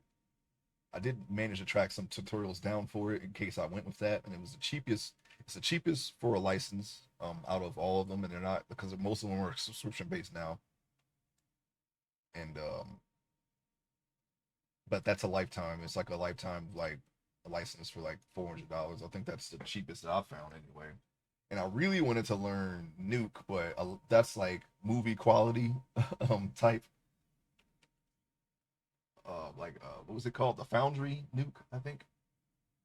It's it's like if you ever seen Game of Thrones, it's what they use to make the dragons out of. It's like that level, but the license for that program is like 10 grand or something like that. It's very expensive. I'm like, I'm not paying that. But it would have been cool to work in that level of quality. I don't know if my computer could handle that. That sounds like something you need like a workstation for, like something specifically made for that level of design. I built this computer, the computer I'm currently using right now, as best as I could for this. It's a pretty decent graphics card. It's got a lot of memory, so rendering shouldn't be too big of an issue. But I don't think the computer I built would be able to quickly render a Game of Thrones dragon. You know what I'm saying? That would be that's gonna be that's gonna be rendering for a long time, a long time. Would have been nice. It would have been nice to try to work in that at that level. I don't know if it's the same as like creating something like this, but I'm sure maybe there's like something on YouTube that I can see how it's done. I was always curious about that. Maybe if I won the lottery or something, I would buy a license for the Foundry Nuke. They have other programs too, but that's the one that I remember. All right, so we're putting the little rings around the hole there.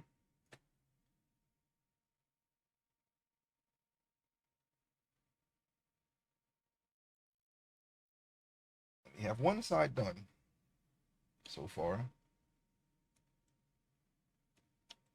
Let's do the other side. You can see that this is a little deformed. I don't know. I think that's just from the angle that I was working at. So I want to work at it straight on, but that's okay. It can be. We can move that actually right now and try to fix that.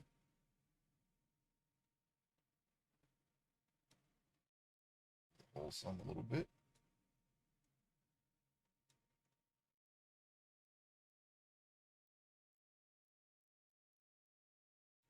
I'm gonna. That's okay. That's not so bad. Like I said, it doesn't have to be aligned perfectly because the boots are tightened, so it's okay if they're a little misaligned. We're gonna let that slide. Now we're gonna go back to creating the rings around the shoestring holes. And I think I can just clay strip right over that. It'll be let's see. Because I didn't take into account how okay, you can go straight across with this, right? Straight across and then bing, bing, bing, bing, bing, bing, bing, bing, bing, bing, bing, bing, bing, bing. Okay, it should be good. And then we can put a little bow up there if we want. I don't know if I will, but I'm toying with that idea. I'm like simultaneously figuring out uh the best way to do that. I might just put a little ball sculpted, like I said before, and like maybe I don't know. It might not have to be like we don't have to probably do that much. Or I can make it a separate mesh, and put a bow there. I don't know.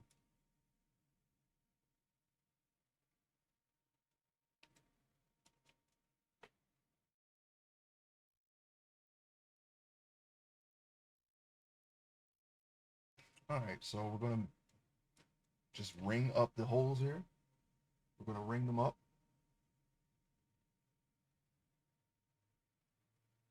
All right, this one's facing out a little bit, so I'm going to turn the camera and put some holes, put the whole ring around the hole there. All right, let me back up some. All right, looks like it's looking a little bit closer to a boot. This side's a little thicker, but we can fix that. We haven't done the edges yet on this, so it looks a little weird. This side looks okay. I'm kind of disappointed that this side didn't just fall into place for me because now I have to do more work. Okay, so let's ring it up.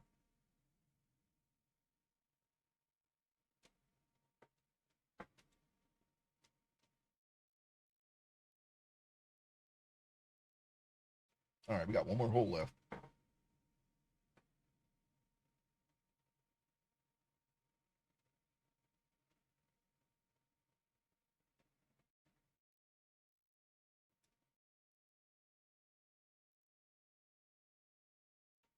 All right.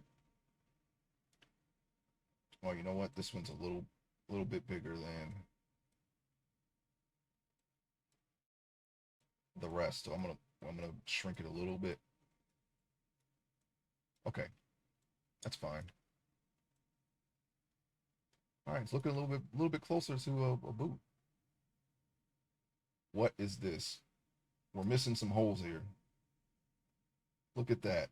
It's like two holes missing. Let's see. One, two, three, four, five, six. Yeah, seven, eight. Two holes missing there. Why they do this to me?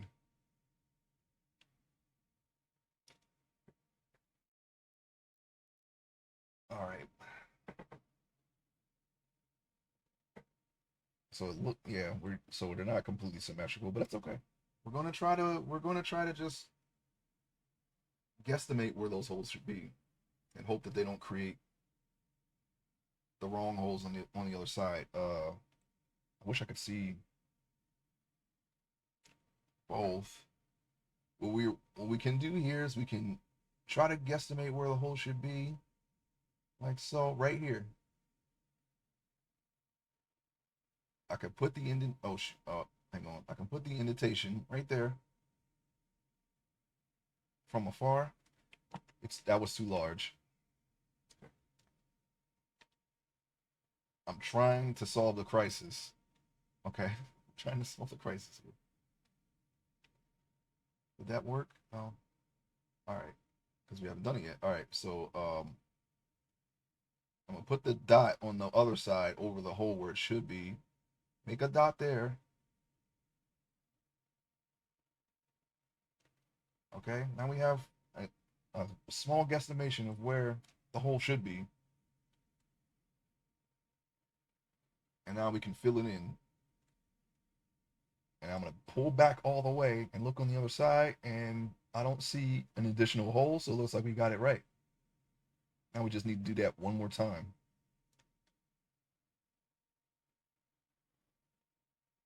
Right here. Oh, let me got the hole control down. Once you get the hang of this stuff, you can solve little problems like this, I guess, with relative ease. It's just a little extra step or two you might have to do.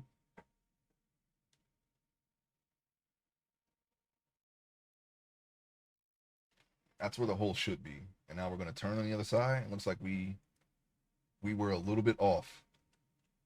Just a little bit.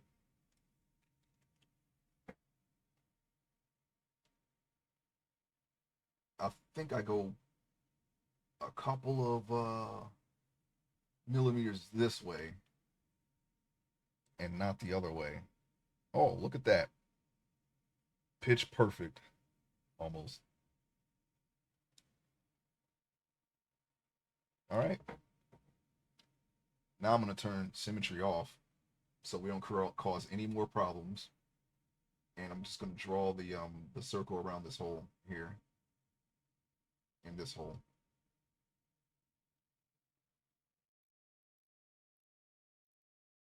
And of course, this hole, which doesn't have a circle at all. I think this boot is pushed in a little bit more on this side than it is on that side, but that's okay. We got the holes there. We fixed it, as you can see. And it looks like there are a little bit more discrepancies here. That's quite all right, because we have symmetry turned off still, so we can just work on this side and get it going, get it the way it should look. Now I'm going to circle around like so, and around like this. But this one, back to the clay strips. Dig it in a little bit more. Dig this one in a little bit more, like that. And then back to inflate and draw the circle. Boom. We're solving it. I'm just going to leave. What you know it. I'm going to define the circle a little bit more because I can see that it's not all the way there. Doing a check. I'm doing a check real quick. All right, we fixed it. I'm going to turn symmetry back on now. We don't want to forget that. And I'm going to save it. All right. We're on track here. Solving a problem. Actually, this is a lot less work than I thought. We might actually be done with the boots today if I can get the shoestrings. I don't know. My right now my stomach is saying otherwise. I may have to end it a bit early.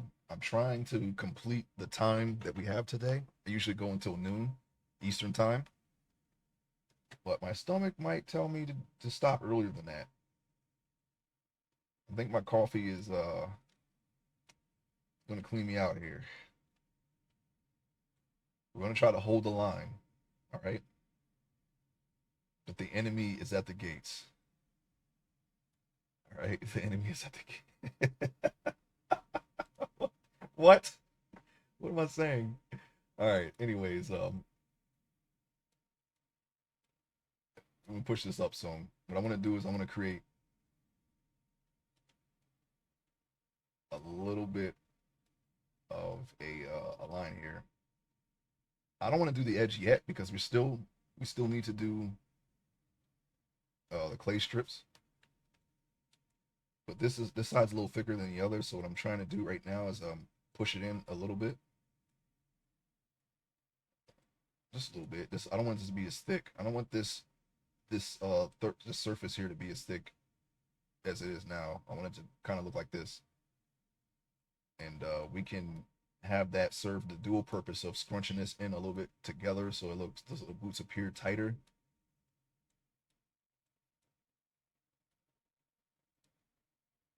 And we are going to go on once we're done with this to adding the shoestrings, and I'm just gonna strip those in with the clay strip and try my best here to make them look like shoestrings. And then I'm gonna decide what to do with the bow on the top.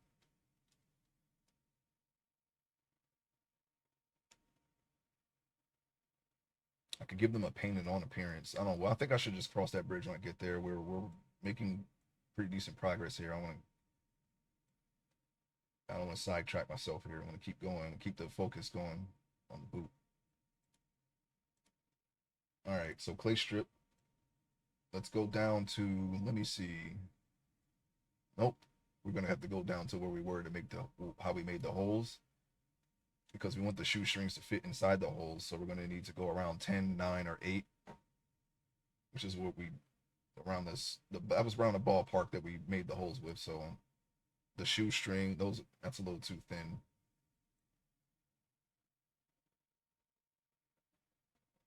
We'll say 10. We'll try 10. And we're gonna start at the bottom like you would when you lace up a actual boot or shoe. I want the strength to go all the way up higher. Maybe we're going to stay around 650 and see how that works. And then we're just going to do this. And it looks like that could work, actually. I guess it doesn't have to be super detailed. We want to give the idea that there are shoestrings there. And then when we use it as reference, we can draw it. And also, maybe I should draw it on this boot, because this seems to be not as symmetrical as we originally planned. So we can give that illusion, and then we can, when we got the shoestrings there, we can push the tongue in a little bit more and give it that depth and crease whatever's going on in there. Give it the idea that you're looking into the boot when you're looking past the shoestrings. Now we're going to do one side at a time, okay? That way we can crisscross them when we do the other side and not try to do it at the same time. We don't have to sketch it. We can just trace over what we did, like so. That'll happen on the other side.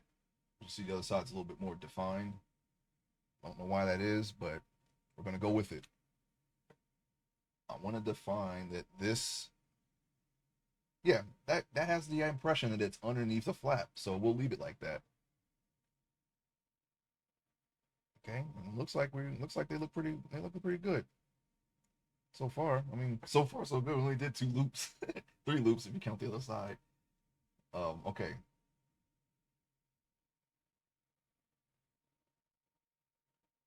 You have some that go over and some that go under. I think we're just gonna cross some lines, okay? They don't have to be super accurate. I could do it that way, but then I have to pay attention to each and every loop. I don't think it needs to be that big of a deal. We can always worry about that. Since this is going under and this is over, we can go under and over. So that's actually not that much thought put into it. We could do that. Under, over. Yeah, it's not a big deal. We'll do it that way. And then under, over. I don't remember if that's correct or not, but we're just gonna roll with it, okay? We're rolling with it. We're doing this. And as you can see, we got some disappearing acts here. So now we got to switch to this side. Let's see, under or over, under. So we're going to do over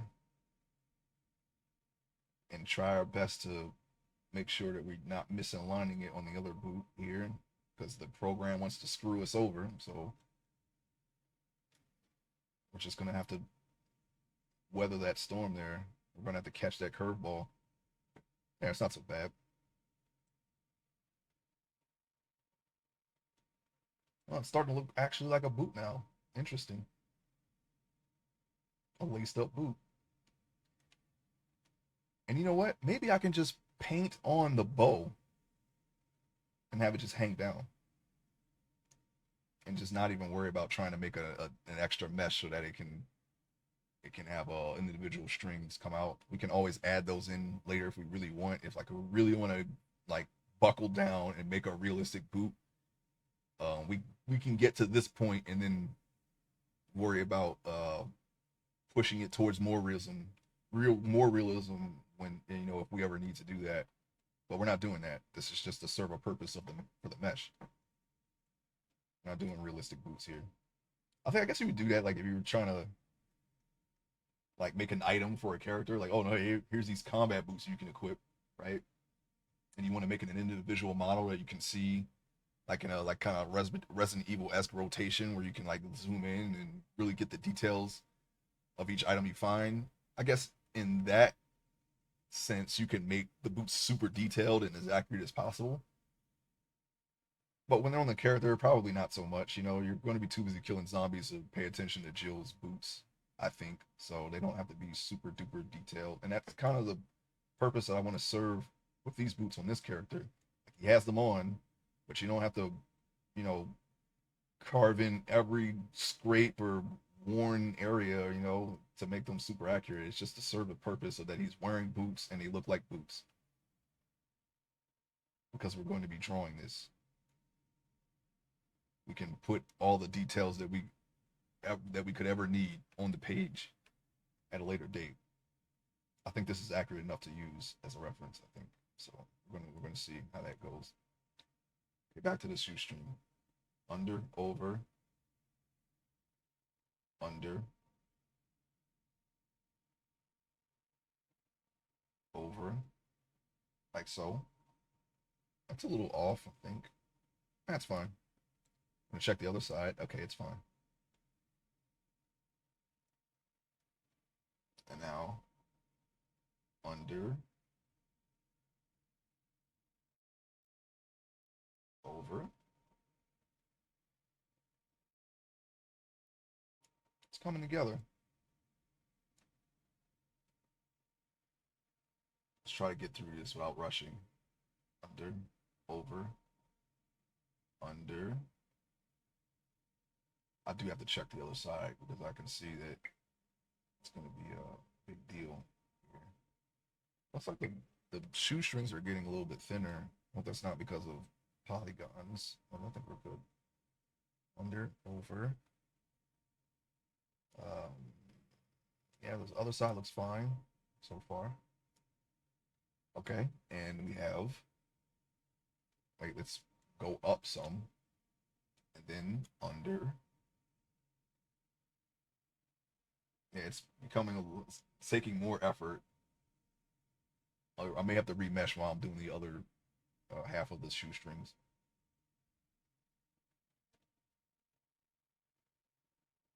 Let me do it again. And again. Okay.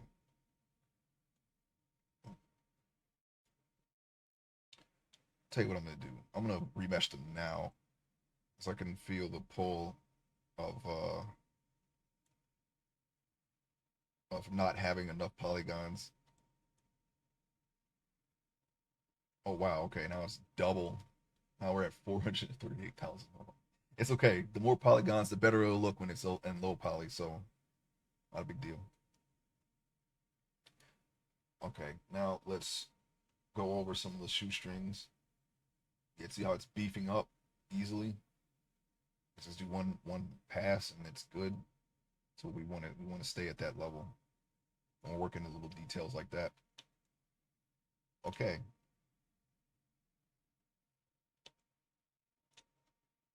I think we can just still do under over on the other side because we're going over the other shoestring as well. Over, under,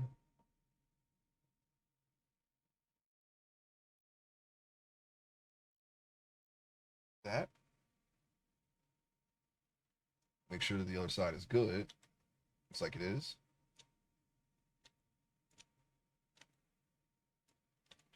All right, now we got to take the under and we got to take it over the shoestring and all the way over here to this side one that we're not completely aligned with. Okay, there we go. There.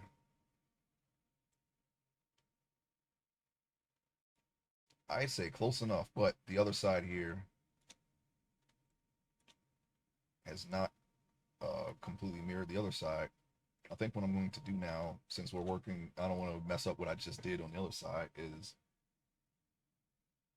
we're going to turn symmetry off for a second and we're going to go over here, over under that, correct that. I'm going to thicken this. Okay, good enough.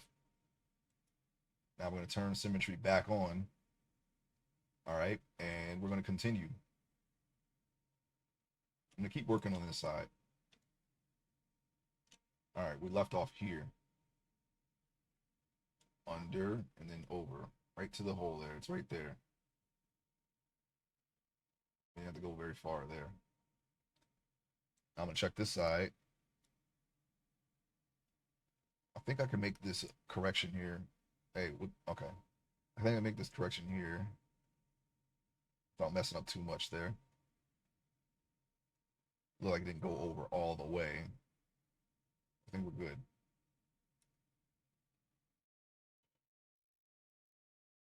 All right, looking around, surveying the boot here. Everything's still pretty much the same. Sometimes you have to check for these things.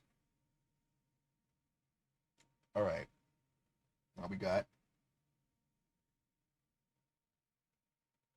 under and then over.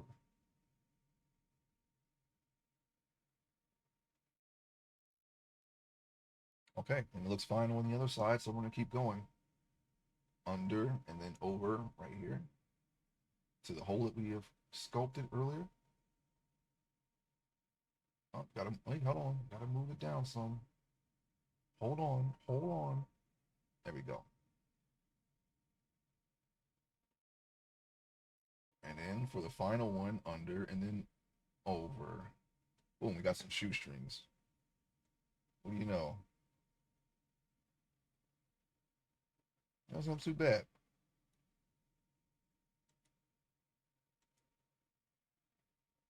Now there's the matter of the bow, the actual bow.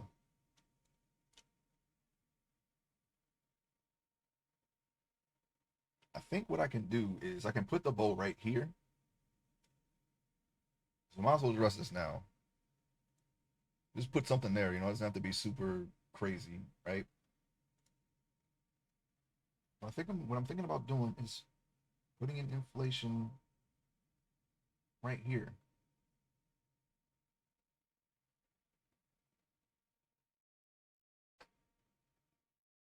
Maybe some clay strips.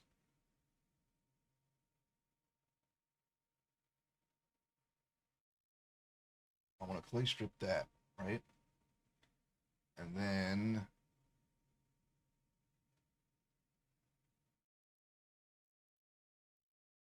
maybe do something like that. They're gonna be drawn on, but it's okay. We're still at X, right? It looks like we're gonna have to do that on the other side, but we'll turn symmetry off when we do that since it's not gonna do what we're doing right now for some reason. I'm gonna avoid the hole for this. I'm gonna go around it a little bit.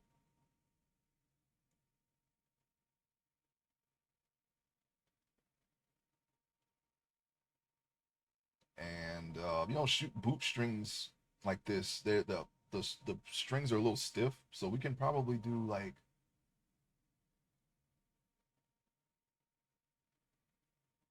this. We can put the string over and just have it end right there, like so. I don't know what I just did. Oh, I hit 0. Okay, and that copied, of course. Why not? Why the heck not?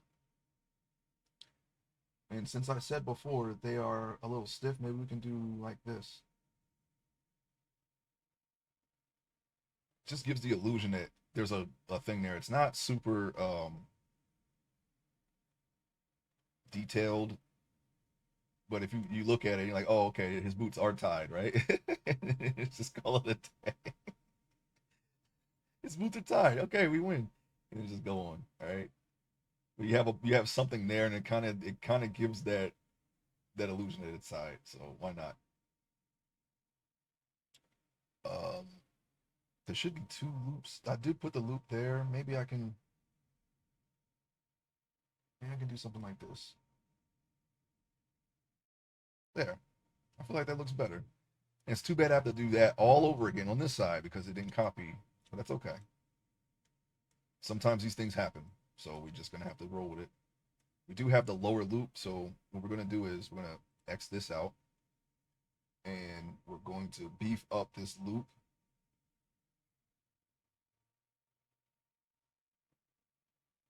I'm gonna do this. I'm gonna put that there.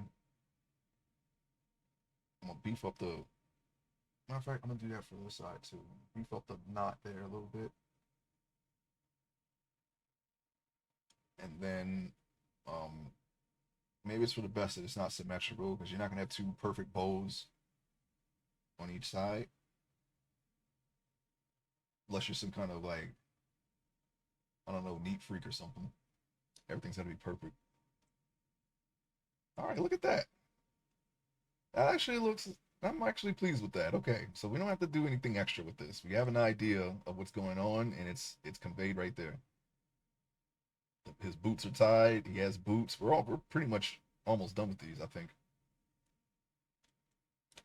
I'm pleased with that. It's not too shabby. Okay, let's save it because I don't want to do that again. I'm gonna turn symmetry back on, even though it's not been working for us. But we're gonna turn it back on in case it decides to.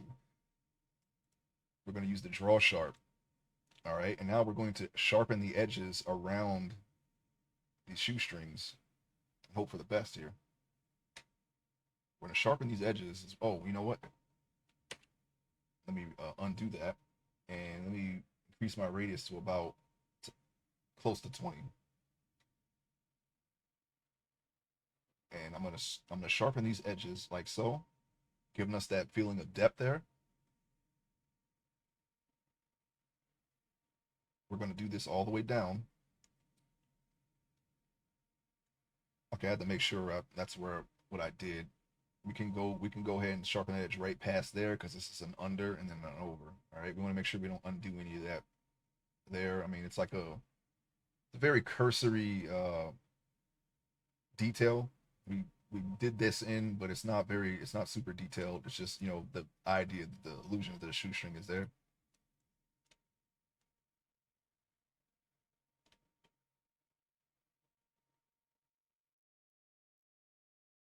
We're going to continue putting the edges there. We're going to stop at the shoestring, at every shoestring. I'm going to move to this side and do that again for this side. Just in the parts that didn't work.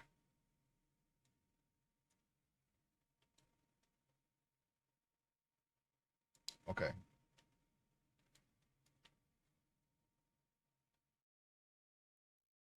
Now I'm going to increase that edge a little bit.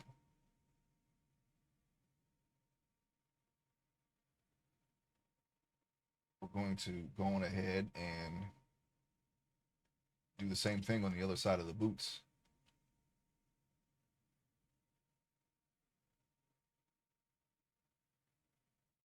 We have a lot of overs here, so I'm trying to go around the shoestrings. That's the side we did a lot of over. Well, I mean, guess, yeah, there's over here, I guess. I don't know. For some reason, that felt different. All right, so now we're having that feeling that it's tight around the leg, right? Like it would be you want to wear boots loose. It's very uncomfortable. We're gonna save it again. All right, so we're gonna go back to the clay strips now, and now we're gonna create some depth where the tongue is. Oh, I forgot we made it extra strong. We're gonna take it down to about 200. Close enough.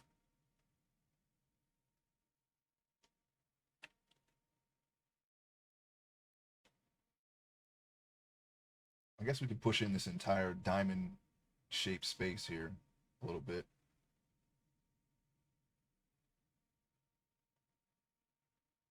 We're going to push it in just enough to where it's not clipping into the leg. And we're going to need to keep adjusting the size because each area is not the same shape. So we're going to make sure that we are working within the space, that negative space there. We're going to push that in closer to the leg to give the illusion that there's depth there. I mean, I guess technically there is depth there, but because, you know, we're creating it, but you know what I mean. Don't at me, okay? Now we're going to go underneath the bow here. We're going to try to make it look like the bow is on the front of the boot.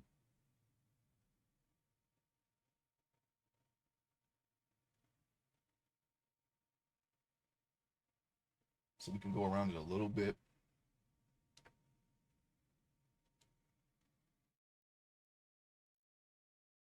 It doesn't have a profound effect, but we're going to keep doing it. Maybe we can push in the top some.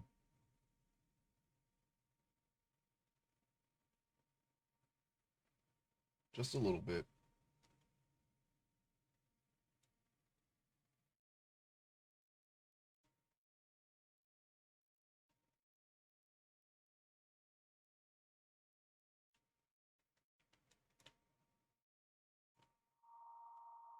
All right, we're going to keep going on with the tongues here. The tongue of the boots. Oh yeah, let me check the other side. All right, so we may have to adjust the other side as well. We'll turn off symmetry for that. Right now I'm just gonna work on this side of the boot.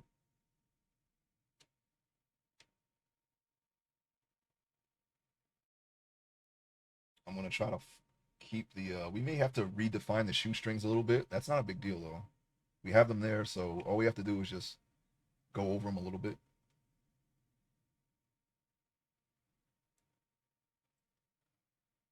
So I'm just looking at a distance how things look. I'm just pulling back all the way a little bit. I'm gonna, oh, you know what? Let me go down a little bit. All right. So now we're gonna push in the tongue of the boots a little bit more.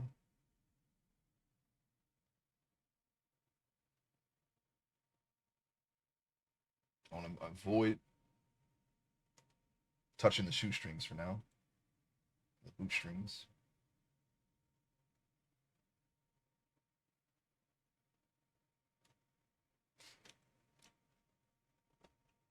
We're going to need a smaller brush for. Oh, hold on. We need a smaller brush here for this little space.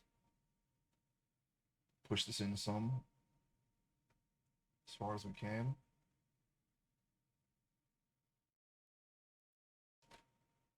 All right, pulling back, pulling back. Not too bad, not too bad.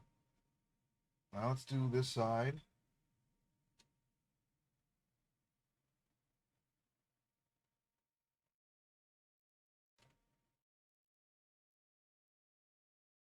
And we'll definitely make sure that the shoestrings are a little more defined at once we push this tongue in. Just to give the feeling that it's over a space, over the space, over this space here. It's overlapping this area that we're creating.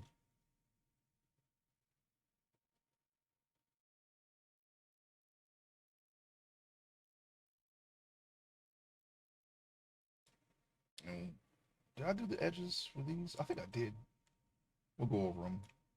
We're gonna go over everything anyway, as far as the edges are concerned, before we move on to the rest of the clothing. Finally, we spent all this week on the boots. I think we started them last week.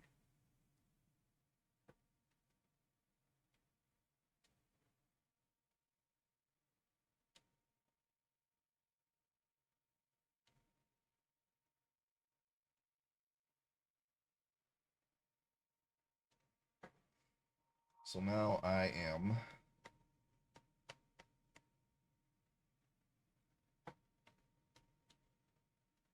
Let me increase the strength. I feel like we're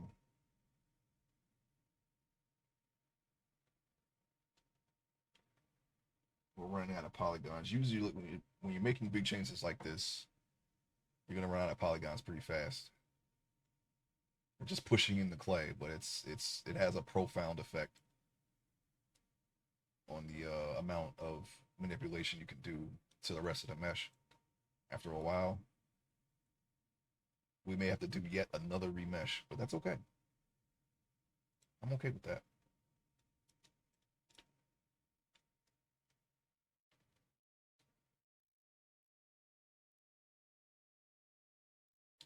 Let me get that little space in there.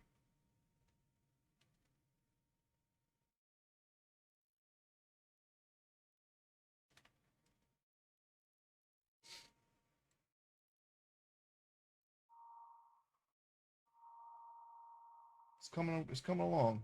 It's coming along. Something's happening.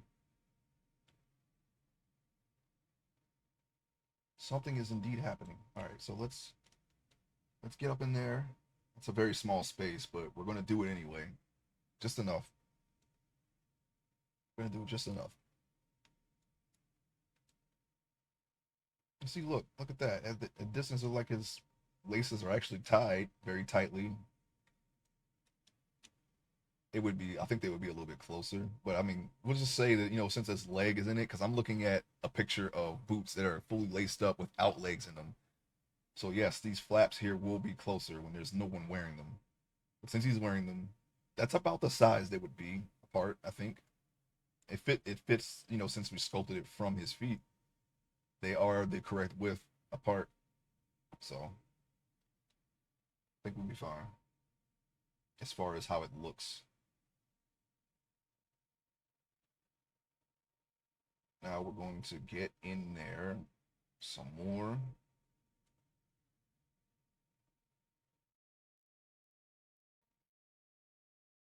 I'm going to keep pushing in the tongue of the boots.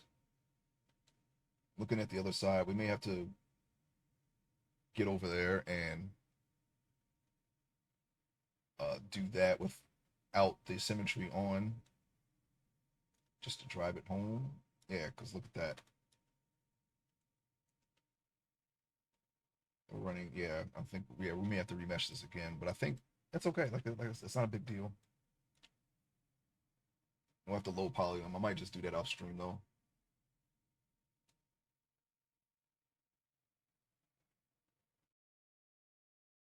And I'm not gonna low poly them until I finish all the clothing.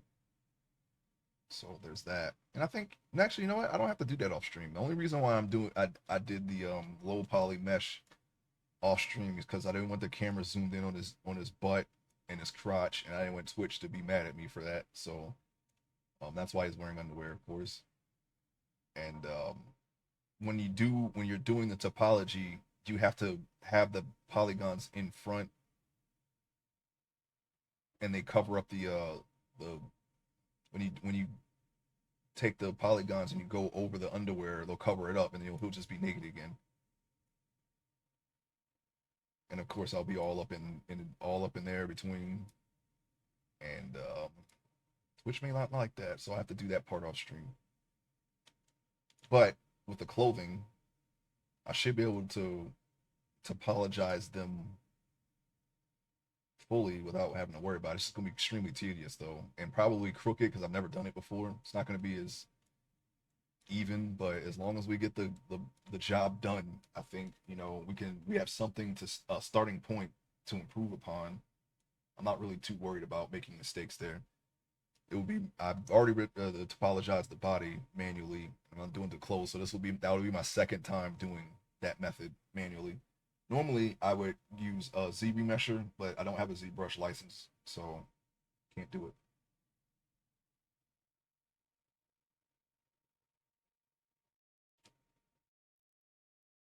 And I don't want to pay a third-party seller for it. It's probably going to be more than it's worth, especially now that I think 2022 is when ZBrush 2022 or yeah 2022 is when they stopped doing perpetual licenses. So and I don't want any subscriptions. I gotten rid of all my streaming subscriptions. I use my family members' accounts when I want to watch something. I don't really watch a lot of stuff these days right now. But if I do want to watch something, I have the option to, and I don't have to pay for it.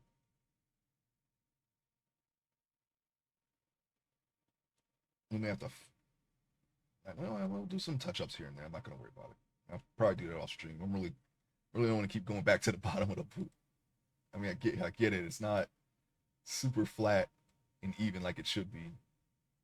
My brain keeps telling me I need to fix that, but I'm not gonna do that on stream right now. We get the boot together and we can do the touch ups later. We can do the finishing touches later.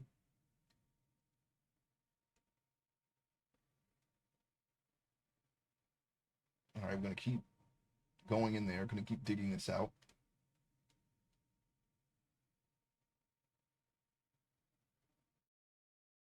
I'm just gonna get all the way in there.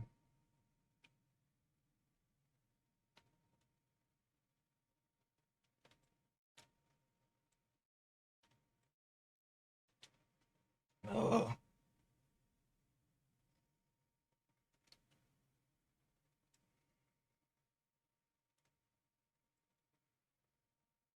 I'm looking.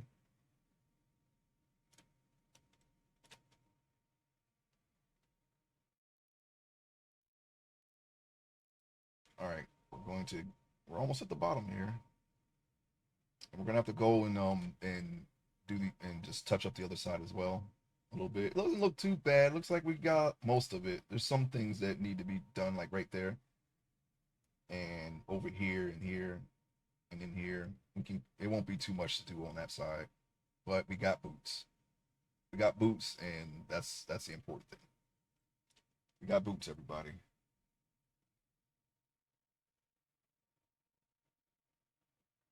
I'm gonna have to touch up the shoestrings at some point. I'm not gonna do that right now.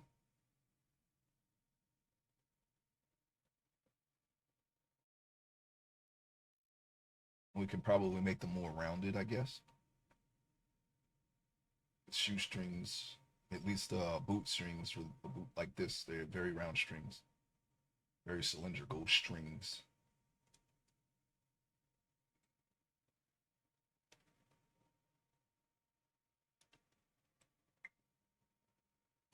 Okay, we save it. Just get that progress going. We got boots. Now let me turn off symmetry, and I'm gonna go to the other side and fix what I need to fix. This being number one right here, completely untouched by the symmetry, but we're gonna touch it now. We're gonna touch it all the way.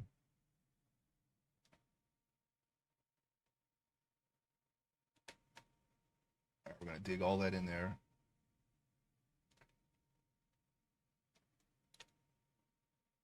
I'm looking.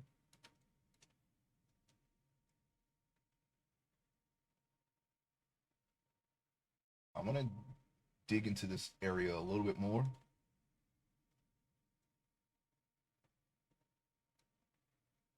All right, so this shoestring specifically is gonna have to be touched up some.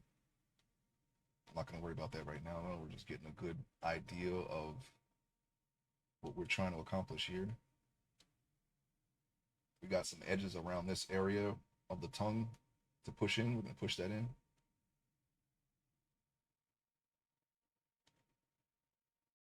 The tongue will be scrunched up so we can dig as deep as we feel like going. You know, it's really up to us. We don't have to even anything out. Maybe you can be cute and try to do like a crease that goes all the way across multiple shoestring crosses. But we're not gonna do that. It's not that serious. But if you wanted to add a little bit of realism in it, you can do something like that and try to make a continuous crease behind the shoestrings to make it look more real. I think we're there. We don't have to go too deep into it. You're not even gonna see that from like back here. Only when you're like super up close is when it starts getting you start seeing all the imperfections, but not a big deal. Not a big deal. Okay. Now let's go on ahead and dig in there.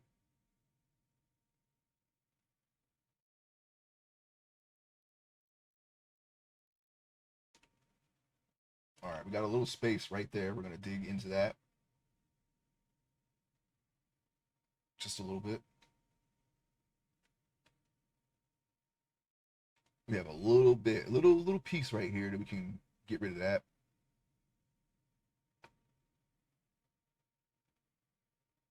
Just so it doesn't look phoned in a little bit there. It looks, and you don't have to push this. You don't really have to push this area in too far because it's starting to line in with the plane. We don't have all the creases there yet, but did I do that on this side actually? No, I didn't. But I can't. Oh yeah, I did. I did. It's just not as deep, so not a big deal. Okay.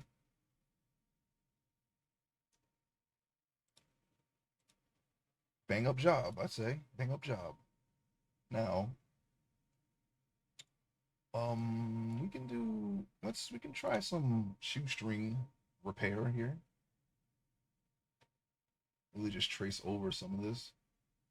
Get it to where it looks like it's going underneath the flap like it's supposed to.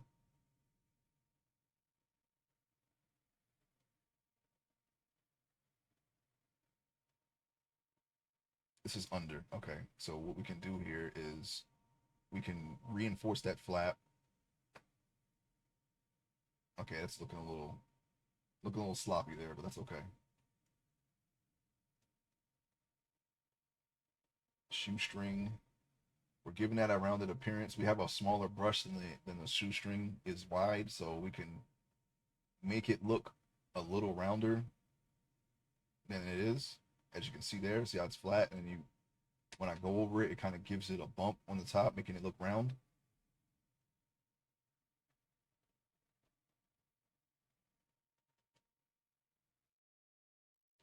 Oops. I'm just reinforcing that edge there. All right. Do that. Back it up some. Let me go over to the other side. Looks like it's not too bad there.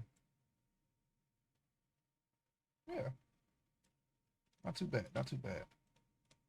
All right. This shoestring here, though, Definitely needs to be reinforced, so let's reinforce it. I'm strengthening this edge here. Oh, wait, hold on. That was a over. So after we strengthen the edge, we can just cover it with the shoestring like it's supposed to be. Reinforcing the shoestring shapes some more. That's going over. Now we're going to do the edge. That's over and under, if that makes sense. We're going to give the idea that the shoestring is underneath this flap. So we're going to bring it right up to the edge and then stop. And then I'm going to take the shoestring and go over on this side. And try to get it right there in the hole. So that way it looks like it's being looped back over. I'm going to reinforce this edge again. And we're going to have the shoestrings go up underneath the bow. Over the other one.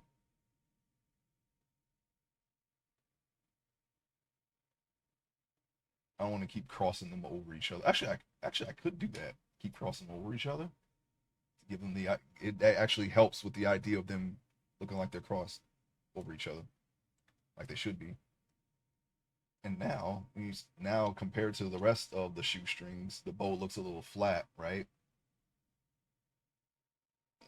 It's starting to get a little more difficult to manipulate them, but we're gonna keep going. We shouldn't have to remesh too much more after this. We are pretty close to done with all the little details. There's that little laminate on the end of the shoestring. We didn't add that, but we can add it now. Make it so that it's there. You know, at least the idea of it is there. That looks more like a sneaker shoestring right now, but it's fine. We can bring out the shape of the bow a little bit more. Oh my. I'm I'm my arm is starting to get tired because I'm trying my best to manipulate this, but it isn't manipulating enough because I need to remesh it, but I'm not going to remesh it. Yeah, I think actually I think the symmetry worked this time. It looks like the other shoestrings are pretty thickened thickened over there. All right, we can add the laminate again on this side. Oh my. I don't know why I said oh my. Oh my. Anyways, yeah.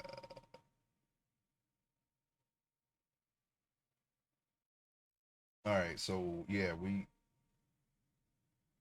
we can touch this up and this, but the main thing is we have basically boots now. We could probably just not work on this anymore. This is good enough to use as a reference, I think. It's as close as I can get it for a first try. I'm pretty pleased with them. I think yeah, I think that's pretty good. Um, Not to toot my own horn or anything. I'm sure they could be better. I'm looking and think they're not exactly like super crisp, but for the purpose I need them for, it should be fine. I think I can push in the tongue a little bit above the bow. Push that in further into the shin. And also it'll make the bow pop a little bit more. So we can add that little detail in there.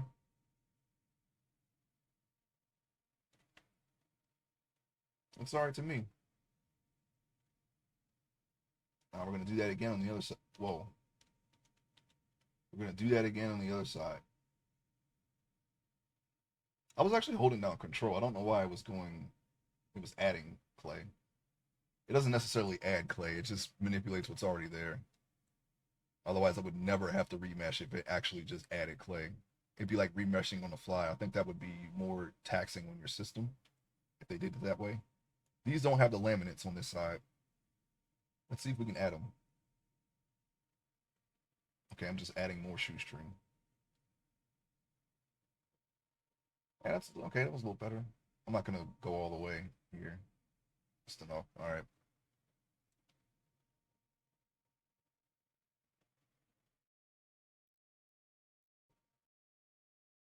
All right. Symmetry is still off. Let's turn that back on now. Wait, hold on. Push the tongue in some more on this side. Okay. Now we're gonna turn the symmetry back on. We only want to leave it off for very, very special cases. We don't, because we don't want to not have it on and then get super far in and then realize we're only affecting one side. That would really suck. Because then we're going to be spending the next however long alt tabbing or even maybe just start over. All right. So all we really need to do now is just touch up the boot. And that's basically just the side, like the seams. I'm gonna do the seams and some of the edges, but pretty much it's good. I mean, I don't see very much more I need to do after this. The only real thing is to start putting in creases. I think, yeah, that would be the.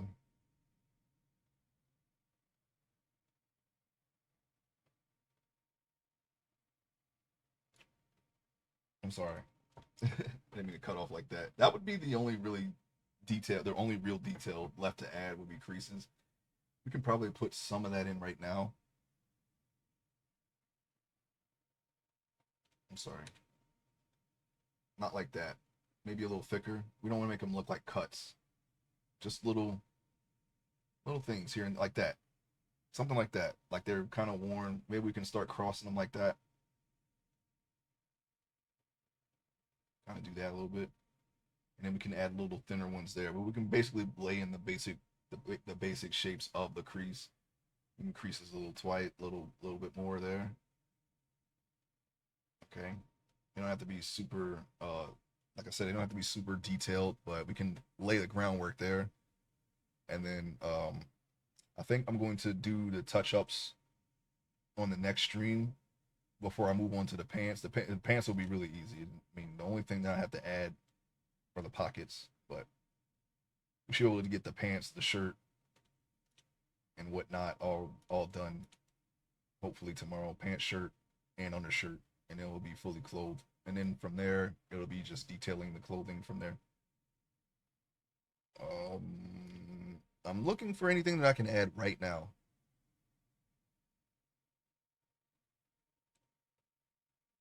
Okay, how about this? We do this. You can have like a little triangular crease here. You can kind of do that. Mine are starting to look worn, right? Like they're like they're broken in. And we have a crease coming out here, so we got to put something under here. Voila.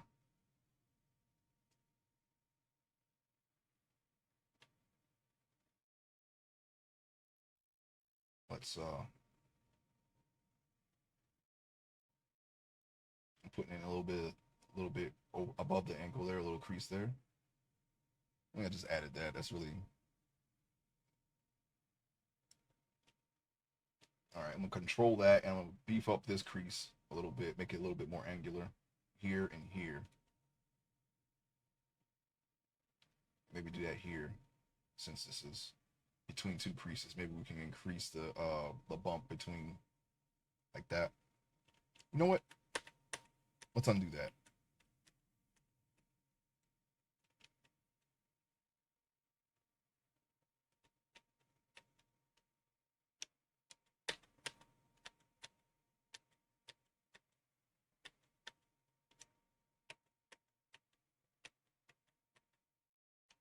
Okay, that's where we were before we did that that pump. I had to make sure. Yeah, see, we got a little more, a little extra there, a little sauce, a little zest, a little kick it up a notch. You know, a little emerald thing. You know what he did. A little. little bang. You know what he did? I haven't seen the cooking show in so many years. I don't know. I don't know what they got there now. I don't even know if that guy even still has a show. Is he alive? I don't know. I don't know anything. But we have boots. I do know that. We got some boots. And that's what counts. Okay.